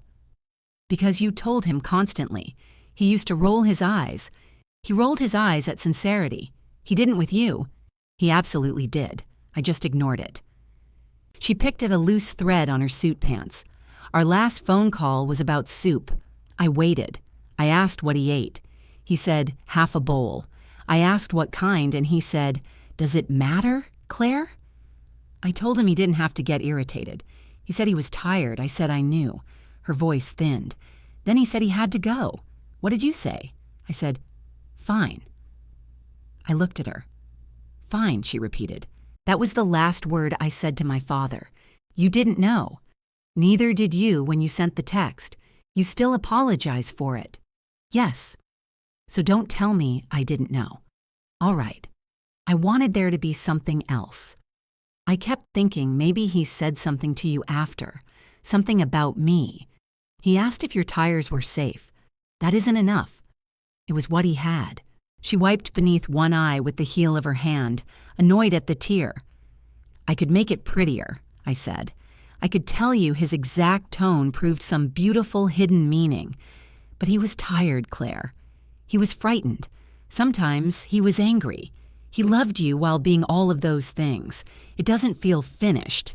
It isn't. Yours was. No, you were with him. That is not the same as finishing. She looked at me, and I felt the old temptation to give her a cleaner version. Tom's final breath, my hand in his, a marriage neatly closed after 46 years. The last thing your father said clearly to me was, "Stop fussing," I told her. When? The morning before he died. I was trying to change his shirt. What did you say? I said, then stop sweating. Claire laughed through her tears. That's terrible. It was an unpleasant shirt. Did you tell him you loved him after that? Yes. Did he answer? No. The garden grew quiet around us. A whole relationship doesn't become its last sentence, I said. That sounds like something you prepared. I wish I had. I would have shortened it. She pressed both palms against the patio. Marcus says I turn every conversation into an evaluation. Do you? He says he can't tell me he's unhappy without me explaining why he shouldn't be. That sounds exhausting. For him? For both of you. She looked at me sharply, but I kept my mouth closed. I don't know if I want him home because I miss him or because I can't stand that he left, she said. That seems worth figuring out. And if I figure out the wrong thing, then you'll have information. God, you're irritating. Yes, Dad made you seem warmer. He did most of the public relations. That got another small laugh. She looked at the empty rectangle beneath the maple. I sit on the bench every night. I assumed. Marcus stopped going onto the patio. I'm sorry. I'm angry at Dad when I sit there. That surprised me. For dying? For making you do all the hard parts? For letting me blame you? For asking about my tires instead of telling me he was scared? He didn't tell me much either. He didn't have to. You always understood him. Sometimes I guessed correctly with confidence. That's what Marcus says I do. I'm sorry. Don't be. I wasn't apologizing for you. She gave me a look. I nodded toward the peony. You may take it. Why? Because you wanted something alive from the garden, and I want to give it to you. Now that I passed the lesson? No. You failed several sections. Mom, I divided the plants because they needed it. There was an extra healthy piece. I thought of you. She stared at the pot. Is this where I'm supposed to ask correctly? This is where you decide whether you want it. I do. Then it's yours. No ceremony. No exchange. She stood and walked over to the pot, brushing one leaf between her fingers. Thank you, she said. You're welcome. She remained beneath the maple. I shouldn't have come with the shovel, she said. No, I knew you said no. Yes, I was angry. I noticed. I'm sorry. Thank you. She looked toward me. I'm still angry. So am I. The honesty rested more easily than peace would have. Claire lifted the pot. It was heavier than she expected, and she had to brace it against her suit. I can carry it to your car. I've got it. I know. I'm offering. She let me take one side. We carried the peony through the gate together and placed it on the floor behind her passenger seat. Her car smelled faintly of coffee and the expensive lemon hand cream she had used since college. At the driver's door, she put on her shoes and winced. Those are terrible shoes, I said. They're excellent shoes. They've injured you. That doesn't make them bad. It is one of the standard measurements. She opened the door, then paused. I'll bring the bench back. When? I don't know. Soon. Claire, I need to arrange it. Marcus took the truck to his brother's. Ben has a truck. I'm not asking Ben. You can rent one. I know. I did not offer another solution. She got in and shut the door. Before starting the engine, she lowered the window. Did Dad ever say he was proud of me? Yes. Her face tightened. When? Many times. To me? I don't know. That matters. I know. She started the car. Claire. She waited. He was proud of how capable you were. He was also afraid your capability would become the only way you let people love you. Did he say that? No. That part is mine. Her eyes narrowed. You almost made it sound like him. I caught myself. After she drove away, the place beneath the maple was completely empty again. The peony had not filled it, but its absence felt different. I had given something because I chose to, and Claire had asked for nothing beyond what was offered. 2 nights passed before she texted, I'm bringing the bench Saturday morning. A second message followed. Marcus is helping. 1 trip, no gathering, no audience. I replied, thank you. Then she sent one more. We need to talk when it's back. I looked through the window at the pale rectangle in the grass. Yes, I wrote, we do. Saturday morning arrived with low clouds and the smell of wet leaves. I made coffee for 3, then poured 2 cups back into the pot. Preparing for people and welcoming them were not the same thing, but apparently my hands still preferred optimism. At 8:15, Marcus's truck backed into the driveway. The bench lay in the bed beneath a moving quilt, secured with 2 orange straps. Claire got out before he finished parking. She did not come through the gate. "Before we move it," she said, "I need to show you something." Marcus switched off the engine. He kept both hands on the steering wheel for a moment, then climbed out. Claire lowered the tailgate and removed 1 strap. Her fingers fumbled with the buckle. Marcus reached toward it, but she said, "I've got it," and he stepped back. When she pulled away the quilt, I saw the split. It ran through the front slat near the right side, beginning at one edge and following the cedar grain for nearly 18 inches. The wood had not broken completely, but the crack opened when Claire pressed down. "What happened?" I dropped my end. "When?" "Yesterday." "You tried to move it by yourself?" "I tried to get it off the patio so we'd be ready this morning. It weighs almost 100 pounds. I know that now." Marcus leaned against the truck. "She called me after it happened." "I didn't hide it," Claire said quickly. "I can see that. I'm going to fix it." I touched the crack with 1 fingertip. The edge was sharp enough to catch skin. "How?" "Wood glue, clamps, maybe a brace underneath. That will show. I know. The grain won't line up." "I know." She kept saying it as though I were assigning blame one detail at a time. I stepped away from the truck. "Let's get it into the garden." Claire looked surprised. "That's it? What else would you like me to do?" "I don't know. Neither do I." Marcus pulled on work gloves. Claire took a pair from the truck cab and handed them to me. "You shouldn't lift it," she said. "You and Marcus already dropped it once." "I dropped it. I heard you." "She's right," Marcus said. "I wasn't there." Claire looked at him. "You don't have to keep correcting the record. I'm not taking credit for something I didn't do." "Thank you both," I said. "The bench remains broken regardless of authorship." We lifted it from the truck, Marcus and Claire at either end while I supported the middle. The cedar was damp from the morning air. When we reached the gate, the left arm caught against the post. "Turn it," Claire said. "I am turning it," Marcus answered. "The other way." "There are only 2 ways. Then choose the other one. This is how we got it out. You scraped it getting it out. That scrape was already there. Dad never scraped his bench. Your dad scraped his car against a mailbox. That was ice." It was June. "I remember," I said from beneath the middle. Ray painted the mailbox and pretended not to notice. Marcus shifted his grip. "Can we discuss Tom's driving after we're no longer holding furniture?" We turned the bench the other way. It passed through the gate with half an inch to spare. Claire walked backward along the path. "Under the maple?" "Yes." "The same place?" "No." "A little to the left." She stopped. "Why?" "Because I want it angled toward the roses. It always faced the house." "I know." "Then why change it?" "Because I've been sitting in the blue chair and noticed the roses look better from that side." Claire glanced at the dark blue chair. "So that stays." "Yes." "Why do you need 2 places to sit?" Marcus made a sound that might have been a cough. I looked at her. "Would you like to try that question again?" She closed her eyes briefly. "No." We carried the bench beneath the maple and turned it toward the rose bed. The old rectangle in the grass had almost disappeared.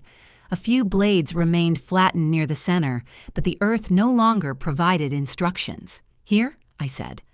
Marcus lowered his end first.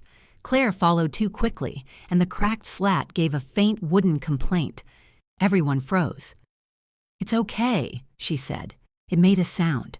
Cracked wood makes sounds. That is rarely comforting. Marcus pressed on each arm. The bench rocked. "Ground's uneven," he said. "It didn't rock before. It was over there before." Claire looked at me. "It wouldn't rock in the old spot." "It's staying here. I'm just pointing out. I have shims in the shed," I said. Tom kept a coffee can filled with odd pieces of cedar, oak, and pine, because he considered throwing away useful wood a moral failure. Marcus found it on the second shelf. He knelt and tapped a thin cedar wedge beneath the back leg. The bench settled. "There," he said. Claire pushed against one arm. "It's solid." "Except for the broken part," I said. She straightened. The words were unnecessary. I knew it as soon as I said them. "I'm sorry," I added.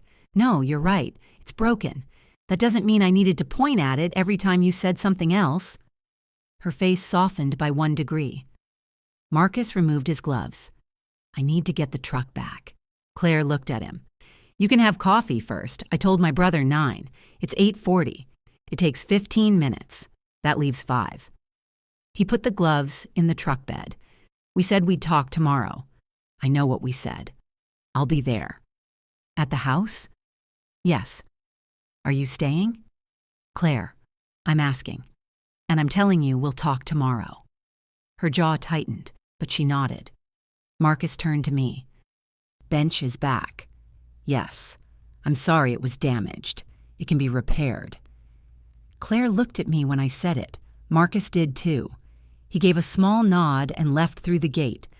We listened to the truck back out of the driveway. When the sound faded, Claire remained beside the bench with her arms folded.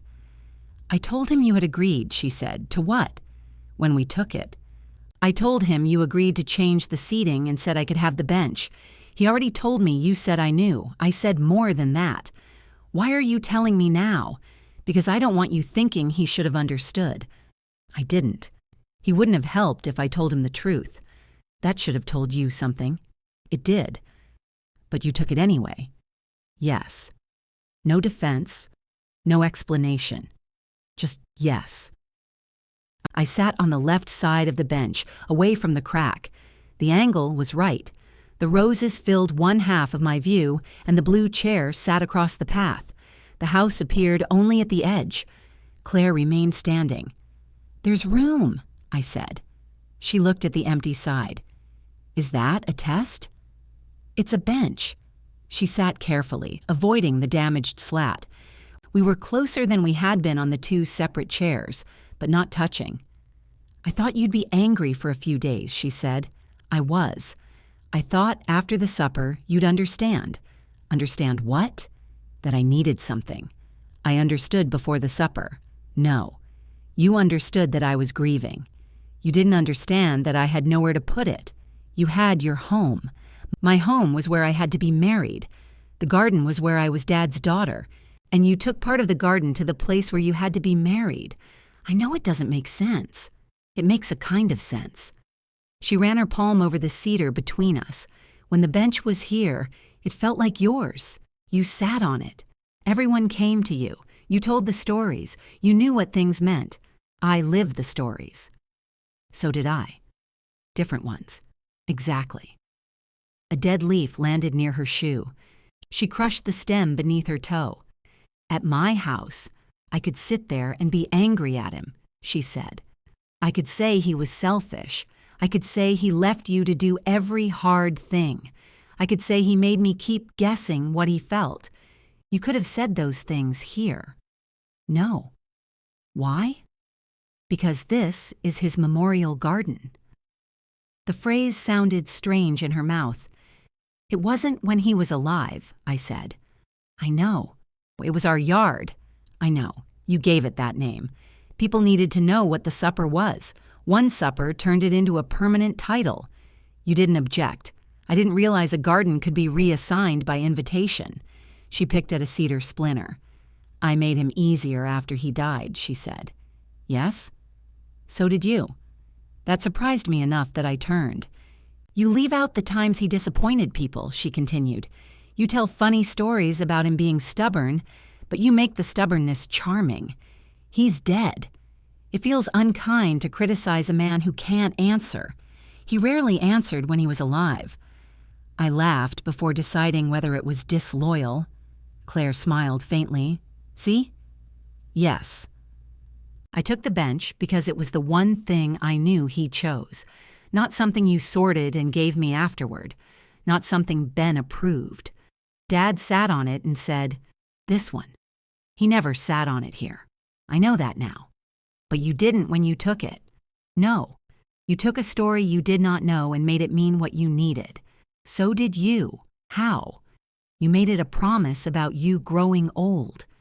It was. It was also him buying outdoor furniture while he still believed he had time. The sentence went into me slowly. Tom had not said the bench was a memorial. He had not bought it as a final gift.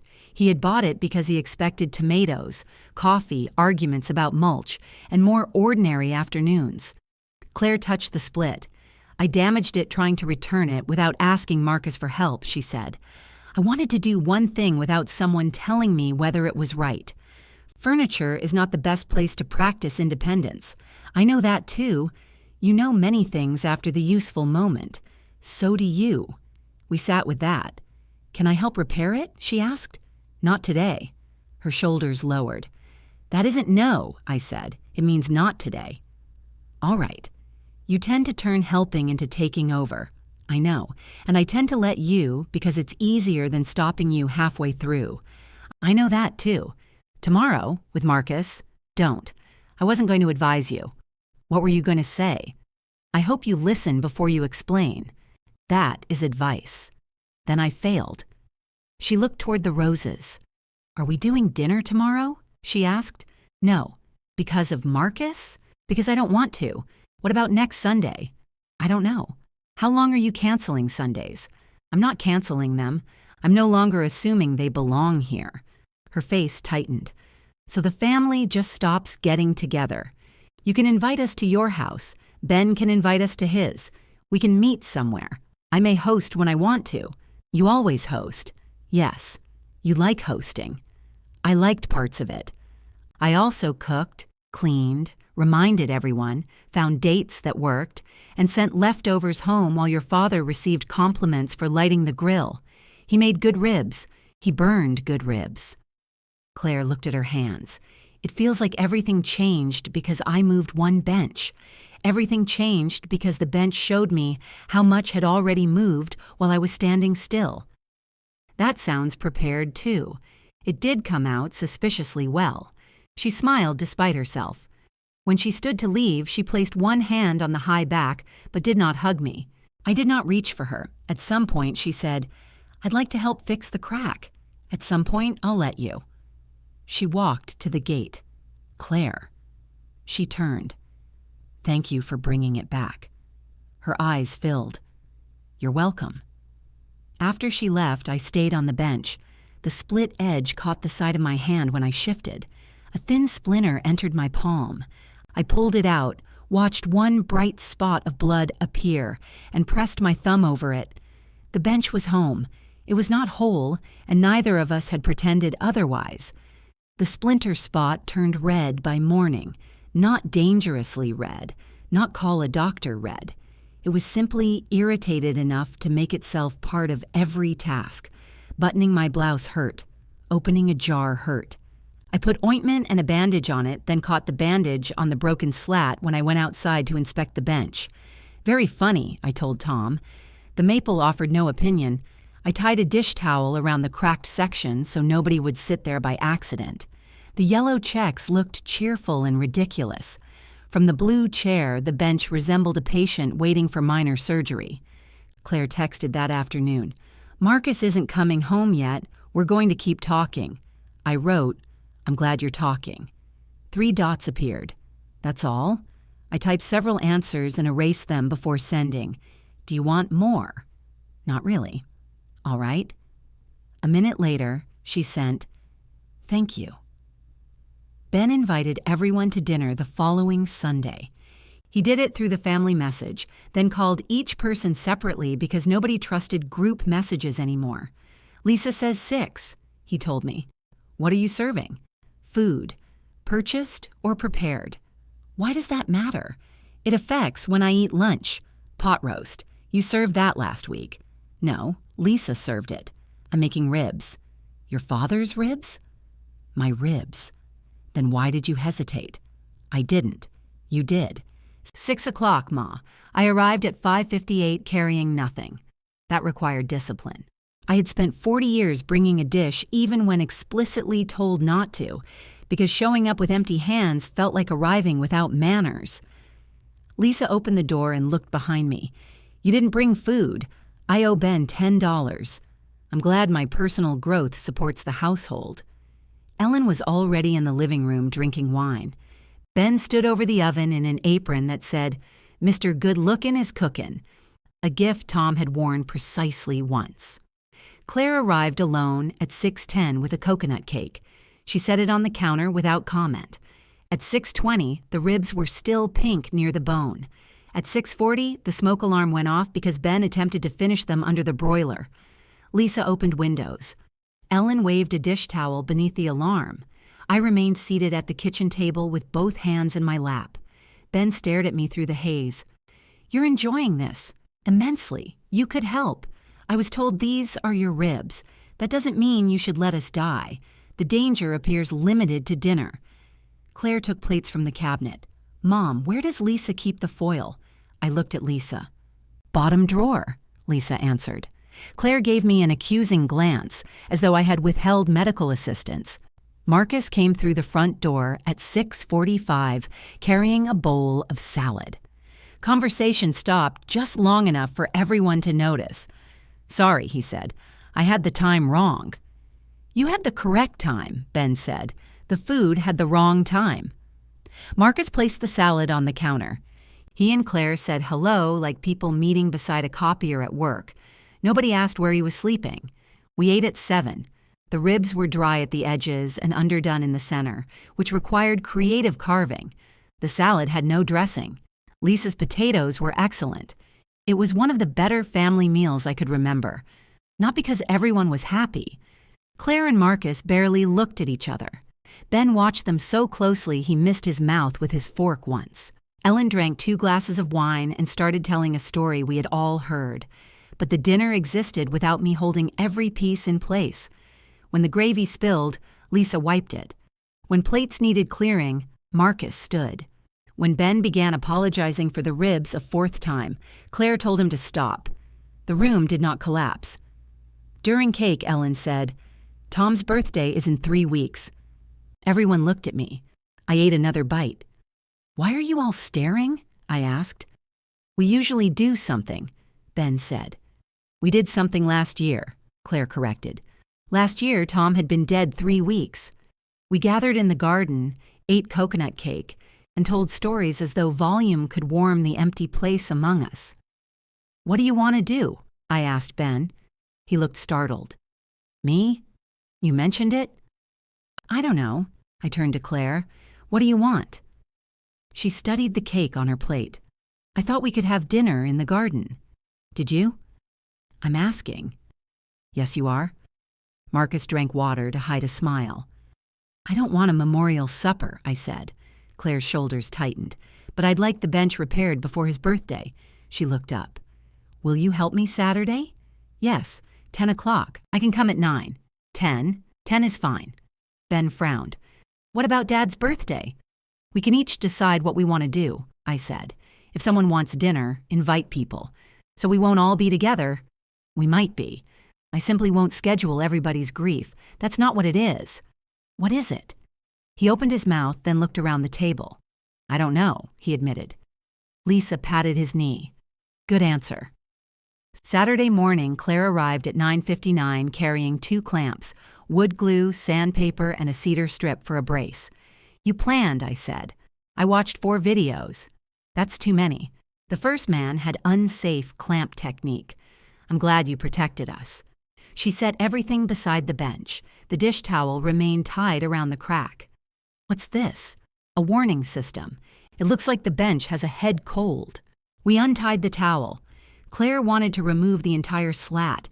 I wanted to glue the split in place and reinforce it from beneath. She explained that replacing the slat would make the repair cleaner. I explained that 1 new strip across the front would look like the bench had dentures. "It would weather," she said. "So will the crack." "You don't want it to look new?" "I want it to be this bench." "That's sentimental." "Yes." She seemed surprised by the admission. We turned the bench onto its back. The underside was dusty and webbed with dead grass. A small brass tag from the manufacturer was screwed beneath the seat. Tom had scratched an X beside one bolt when Ben helped assemble it, marking the side that refused to line up. Claire touched the X. Ben swore for 20 minutes, she said. Your father pretended not to hear. Then he gave him the wrong wrench. He did hear. Claire smiled. We worked glue into the crack with a thin piece of cardboard. She wiped away the excess before I could tell her. Together, we pressed the split closed and tightened the clamps. Not too hard, I said. I know. You'll force out all the glue. I know. The front clamp is crooked. She stopped turning the handle. Do you want my help? Yes, then let me help. I closed my mouth. She adjusted the clamp without commentary. The crack narrowed until only a dark line remained. For the brace, she had cut a strip long enough to span the damaged section. It did not match the aged cedar. The fresh wood was pale and almost pink. This will show from the side, she said. I know. I could stain it. Later, people will notice. People survive noticing things. She held the brace in place while I drove the first screw. My bandaged palm made the screwdriver awkward. Claire reached for it, then stopped. Do you want me to? Yes. She took the screwdriver. That small pause mattered more than it should have. When the brace was secure, we turned the bench upright again. The clamps extended from the seat like medical equipment. We could not sit, so we carried the blue chair closer and brought out the dining chair. Claire chose the dining chair. How are things with Marcus? I asked. We had dinner Tuesday. At your house? At a restaurant? How was it? Awful. I'm sorry, it was honest. That can be awful. He says he doesn't want to come back to the same marriage. What did you say? I told him it wouldn't be the same. Did he believe you? No. A yellow leaf landed in her lap. She folded it down the center. He said, I use your marriage like evidence against him, she continued. Dad came home. Dad never needed space. Dad didn't question whether he loved you. Your father came home because he forgot medication. I told him that. How romantic. He said it wasn't the point. He's right. I know. She opened the folded leaf. The crease remained. Did you like it? She asked. What? Everyone going through you. I knew what she meant. Sometimes. Her eyes lifted. It made me useful, I said. Your father relied on me. You and Ben called me when you wanted to know what he thought. I could solve things before anyone had to be uncomfortable. You made yourself necessary. Yes. And then you resented us for needing you. Sometimes. She looked toward the kitchen window. When Dad got sick, you became a wall, she said. I thought I was protecting him. I know. I was also protecting myself. If every decision came through me, then I didn't have to admit how little I could control. Claire rubbed her thumb along the edge of the leaf. I'm sorry I kept you out that last night, I said. Not only because he died. I'm sorry I decided your being there would be too difficult and never gave you the chance to prove otherwise. Her face tightened. I don't know if I can forgive that yet. You don't have to do it today. I might always be angry. You might. You aren't going to explain? No, that's unsettling. It's not comfortable from here either. She looked at the clamped bench. I'm sorry I took it. You said that. I said I was sorry about the shovel. I told you I'd return the bench. I don't think I said the words. She was right. I'm sorry I took the bench, she said. I knew it would hurt you. Part of me wanted it to. The garden seemed to contract around us. Why? Because I wanted you to feel outside something that belonged to Dad. I let the answer enter without rushing to protect myself from it. That worked, I said. I know. Thank you for telling me. It doesn't excuse it. No. She wiped one eye, irritated. The glue needed 24 hours. Claire packed the sandpaper and left the clamps. I'll come tomorrow to take them off, she said. Call first. I will. At the gate, she stopped. Marcus asked me to come to the house tonight, she said. He wants to talk there. Do you want to go? Yes, then go. That's all? That's all. She nodded and left. Rain began after midnight. I woke to it tapping the window and thought of the bench outside with glue barely set. I put on my robe, carried a tarp into the garden, and draped it over the seat without moving the clamps. In the morning, the tarp shone with water. At 10, there was no call from Claire. At 11, I checked my phone. At noon, I stopped checking. The clamps remained fixed around the crack, holding pressure long after the glue should have set. At 12:37, Claire called. "I'm sorry. You said you would call first." "I know. You also said you would come at 10. "I know." The ease of her agreement left me with nowhere to stack my irritation. "Are you all right?" I asked. "Yes." Marcus and I talked until almost 4. I fell asleep on the couch with my phone in the other room. "Did you sleep?" "I just said I fell asleep." "That was not my question." "A little." I looked through the window. Water collected in the folds of the tarp. Is Marcus there? He left this morning. Is he coming back? We don't know. The answer sounded painful but not panicked. "Do you still want to remove the clamps?" she asked. "Yes." "May I come over?" "Yes." She arrived 20 minutes later with 2 coffees and no tools.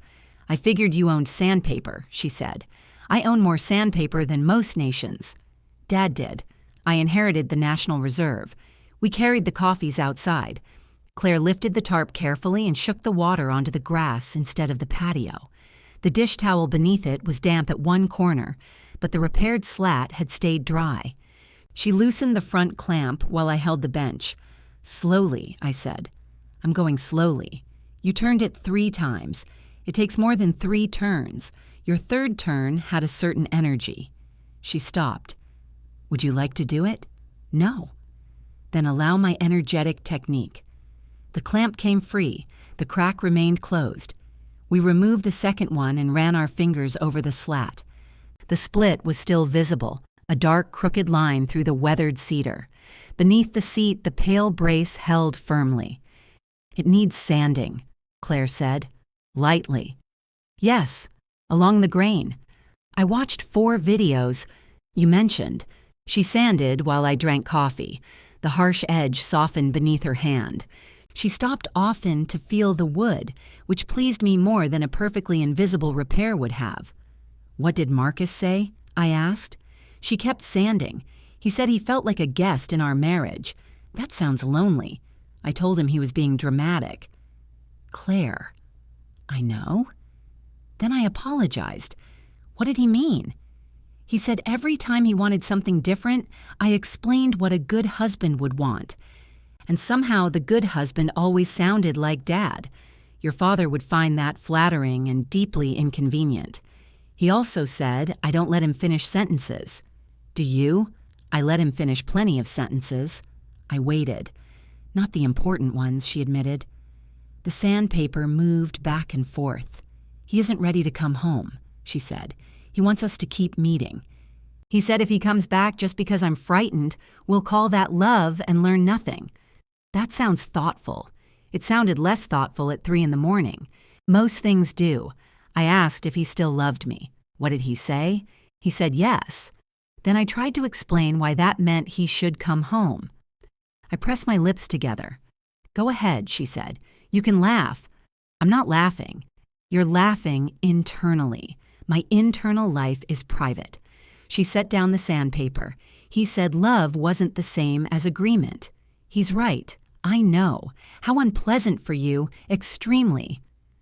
We tipped the bench forward to inspect the brace. The new cedar stood out beneath the old slats. Time would darken it, but it would never be the same piece of wood. "Do you want to stain that?" Claire asked. "Not yet. It'll weather unevenly." "So will I." "Mom, I'm serious. It can look repaired." She rested the bench on all 4 legs and pressed the cracked section with both hands. It held. "You sit first," she said. "Why?" "In case it breaks. You damaged it and now I'm the test weight? You said it weighs almost 100 pounds. I assumed you respected engineering." I sat on the left side. The bench did not move. Claire lowered herself onto the right. "You're sitting on the repair," I said. "That is how we test it. It can cure without sacrifice. It already cured." "You watch too many videos." She leaned back. The cedar gave a harmless creak. The roses in front of us were past their best. Brown petals clung to several blooms. I made a note to deadhead them and then decided they could wait. Marcus said something else, Claire said. I'm not sure I want this much information about your marriage. It's about us. That is rarely better. He said I took the bench because I wanted you to chase me. I turned toward her. Did you? I wanted you to come to the supper. I thought you would see it at my house and understand that I needed it. Then you'd sit beside me, and somehow that would mean you admitted I had a right to Dad, too. You did have a right to him, not the way you did. No. She looked down at the repaired line between her hands. I hated that answer, she said. I know, I still hate it. A marriage and a parent are different relationships. They don't become equal because somebody dies. So he chose you. He chose a life with me. That did not mean he unchose you. It felt like it at the end. I know. I wanted you to feel it. I did. She breathed in slowly. I don't know what to do with that, she said. You don't have to turn it into something useful. That's a very new sentence from you. I'm experimenting. She rested her hand on the slat, palm covering part of the crack. I'm sorry, she said again. I know. Do you forgive me? Not all at once. She nodded. I love you all at once, I continued. The forgiveness may need installments. That sounds fair. It was not meant as a billing arrangement. She smiled. When she left, she took the clamps but forgot the sandpaper. I found it later on the blue chair, worn smooth in the center. Tom's birthday arrived on a Thursday. At 9 a.m, Claire called and asked if I wanted company. I said yes. She arrived with coconut cake from the same bakery Ben had used and 2 paper cups of coffee. No stones? I asked. What stones? Strength. Joy. Breathe. They're in my garage. Good. I considered throwing them away. That sounds wasteful. I knew you secretly liked them. I did not. You put one in your junk drawer. How do you know? I looked for batteries when we moved the chairs. You searched my junk drawer? I had a key then. That sentence has not improved with age. We ate cake on the bench. Claire took the repaired side without being asked. Dad would be 72, she said. He would complain that the candles were a fire hazard. He would complain about the price of the cake. He would eat 2 pieces. He'd scrape off the coconut. He liked coconut. He told me he didn't. When? Every birthday. I stared at her. Claire stared back. Dad hated coconut, she said. He requested coconut cake every year. Because you liked it. I do not especially like coconut. Then why did we keep buying it? Because everyone thought he liked it. We sat in stunned silence. That man, I said. Claire began laughing, not delicately. She bent forward with the paper plate balanced on one knee, laughing until tears ran down her face. 46 years of coconut cake for a man who had apparently been too polite or too stubborn to correct us. Maybe he did like it, I said. He scraped it off. He was particular about texture. He hated coconut. All right, you need to admit when you're wrong. I need more evidence. Claire laughed harder. Ben invited us to dinner that evening. Lisa ordered barbecue instead of allowing him near raw meat. Ellen drove in and slept at my house. Marcus came separately and sat beside Claire, though they left in different cars. Nobody gave a speech. Ben raised his glass and said, "To Dad, who hated coconut." I have not accepted that finding, I said. Everyone else had. Sunday dinners did not return to the old schedule. At first, the empty weeks felt like missing steps in the dark. I would buy too much food, catch myself setting out extra napkins, or listen for Claire's car at 4. Some Sundays, nobody called until evening. The boundary I wanted did not protect me from loneliness. It gave the loneliness its proper name. Ben began inviting us twice a month. Lisa banned him from ribs until spring. Claire hosted once in November and called 3 days beforehand to ask whether I wanted to come. I said yes. The bench was no longer on her patio. In its place stood 2 plain chairs angled toward each other. Marcus moved home in December, but not into the version of their marriage Claire had tried to preserve. Some weeks they sounded hopeful. Other weeks she called and asked, Can you listen without telling me what to do? Sometimes I could. When I could not, I told her before I started. Claire never asked for the house key back. Neither did Ben. They knocked, and I answered when I was home. Being welcome became something we practiced instead of something metal had guaranteed. The garden slept beneath snow. The repaired bench stayed outside under a fitted cover Claire bought, only after asking whether I wanted one. By April, the new cedar brace had darkened. The cracks still showed, but rain no longer lifted its edges. I could run my palm along the slat without catching skin. Claire's peony produced one tight red bud in its first spring. She called to tell me, then corrected herself. "I'm not reporting," she said. "I'm inviting you to come see it. I'd like that." She came to my garden the following Saturday to help prune the roses. She arrived at 10 because we had agreed on 10. At the gate, she called, "Can I come in?" Even though I was standing 10 feet away. Yes, she wore Tom's green cap and carried her own gloves. No shovel. We worked until noon. Claire pruned too aggressively. I corrected her twice and then let one questionable cane face its own future. When we finished, she carried the tools to the shed and returned to find me on the bench. She stopped beside the right arm. "May I sit?" "There's room." She sat on the repaired side.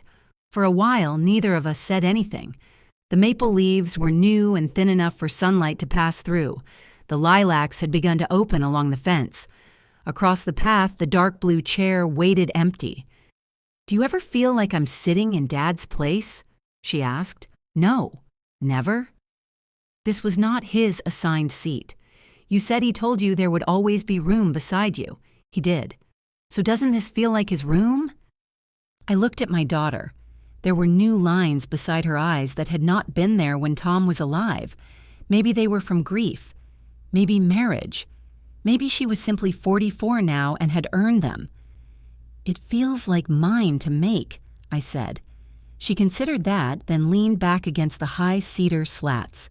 A breeze moved through the roses. Somewhere beyond the fence, a lawnmower started, sputtered, and stopped. "Carburetor," Claire said. "Probably old gas. Dad would know. He would guess with confidence. Like you." Unfortunately, the mower started again and held. Claire's shoulder touched mine. Neither of us moved away. "Rain later," she said. "My knees agree. Do you want help bringing in the cushions? I have one cushion. I'm offering." I looked toward the blue chair, then back at the garden Tom and I had begun and I was still living in. "Yes," I said, "you may help."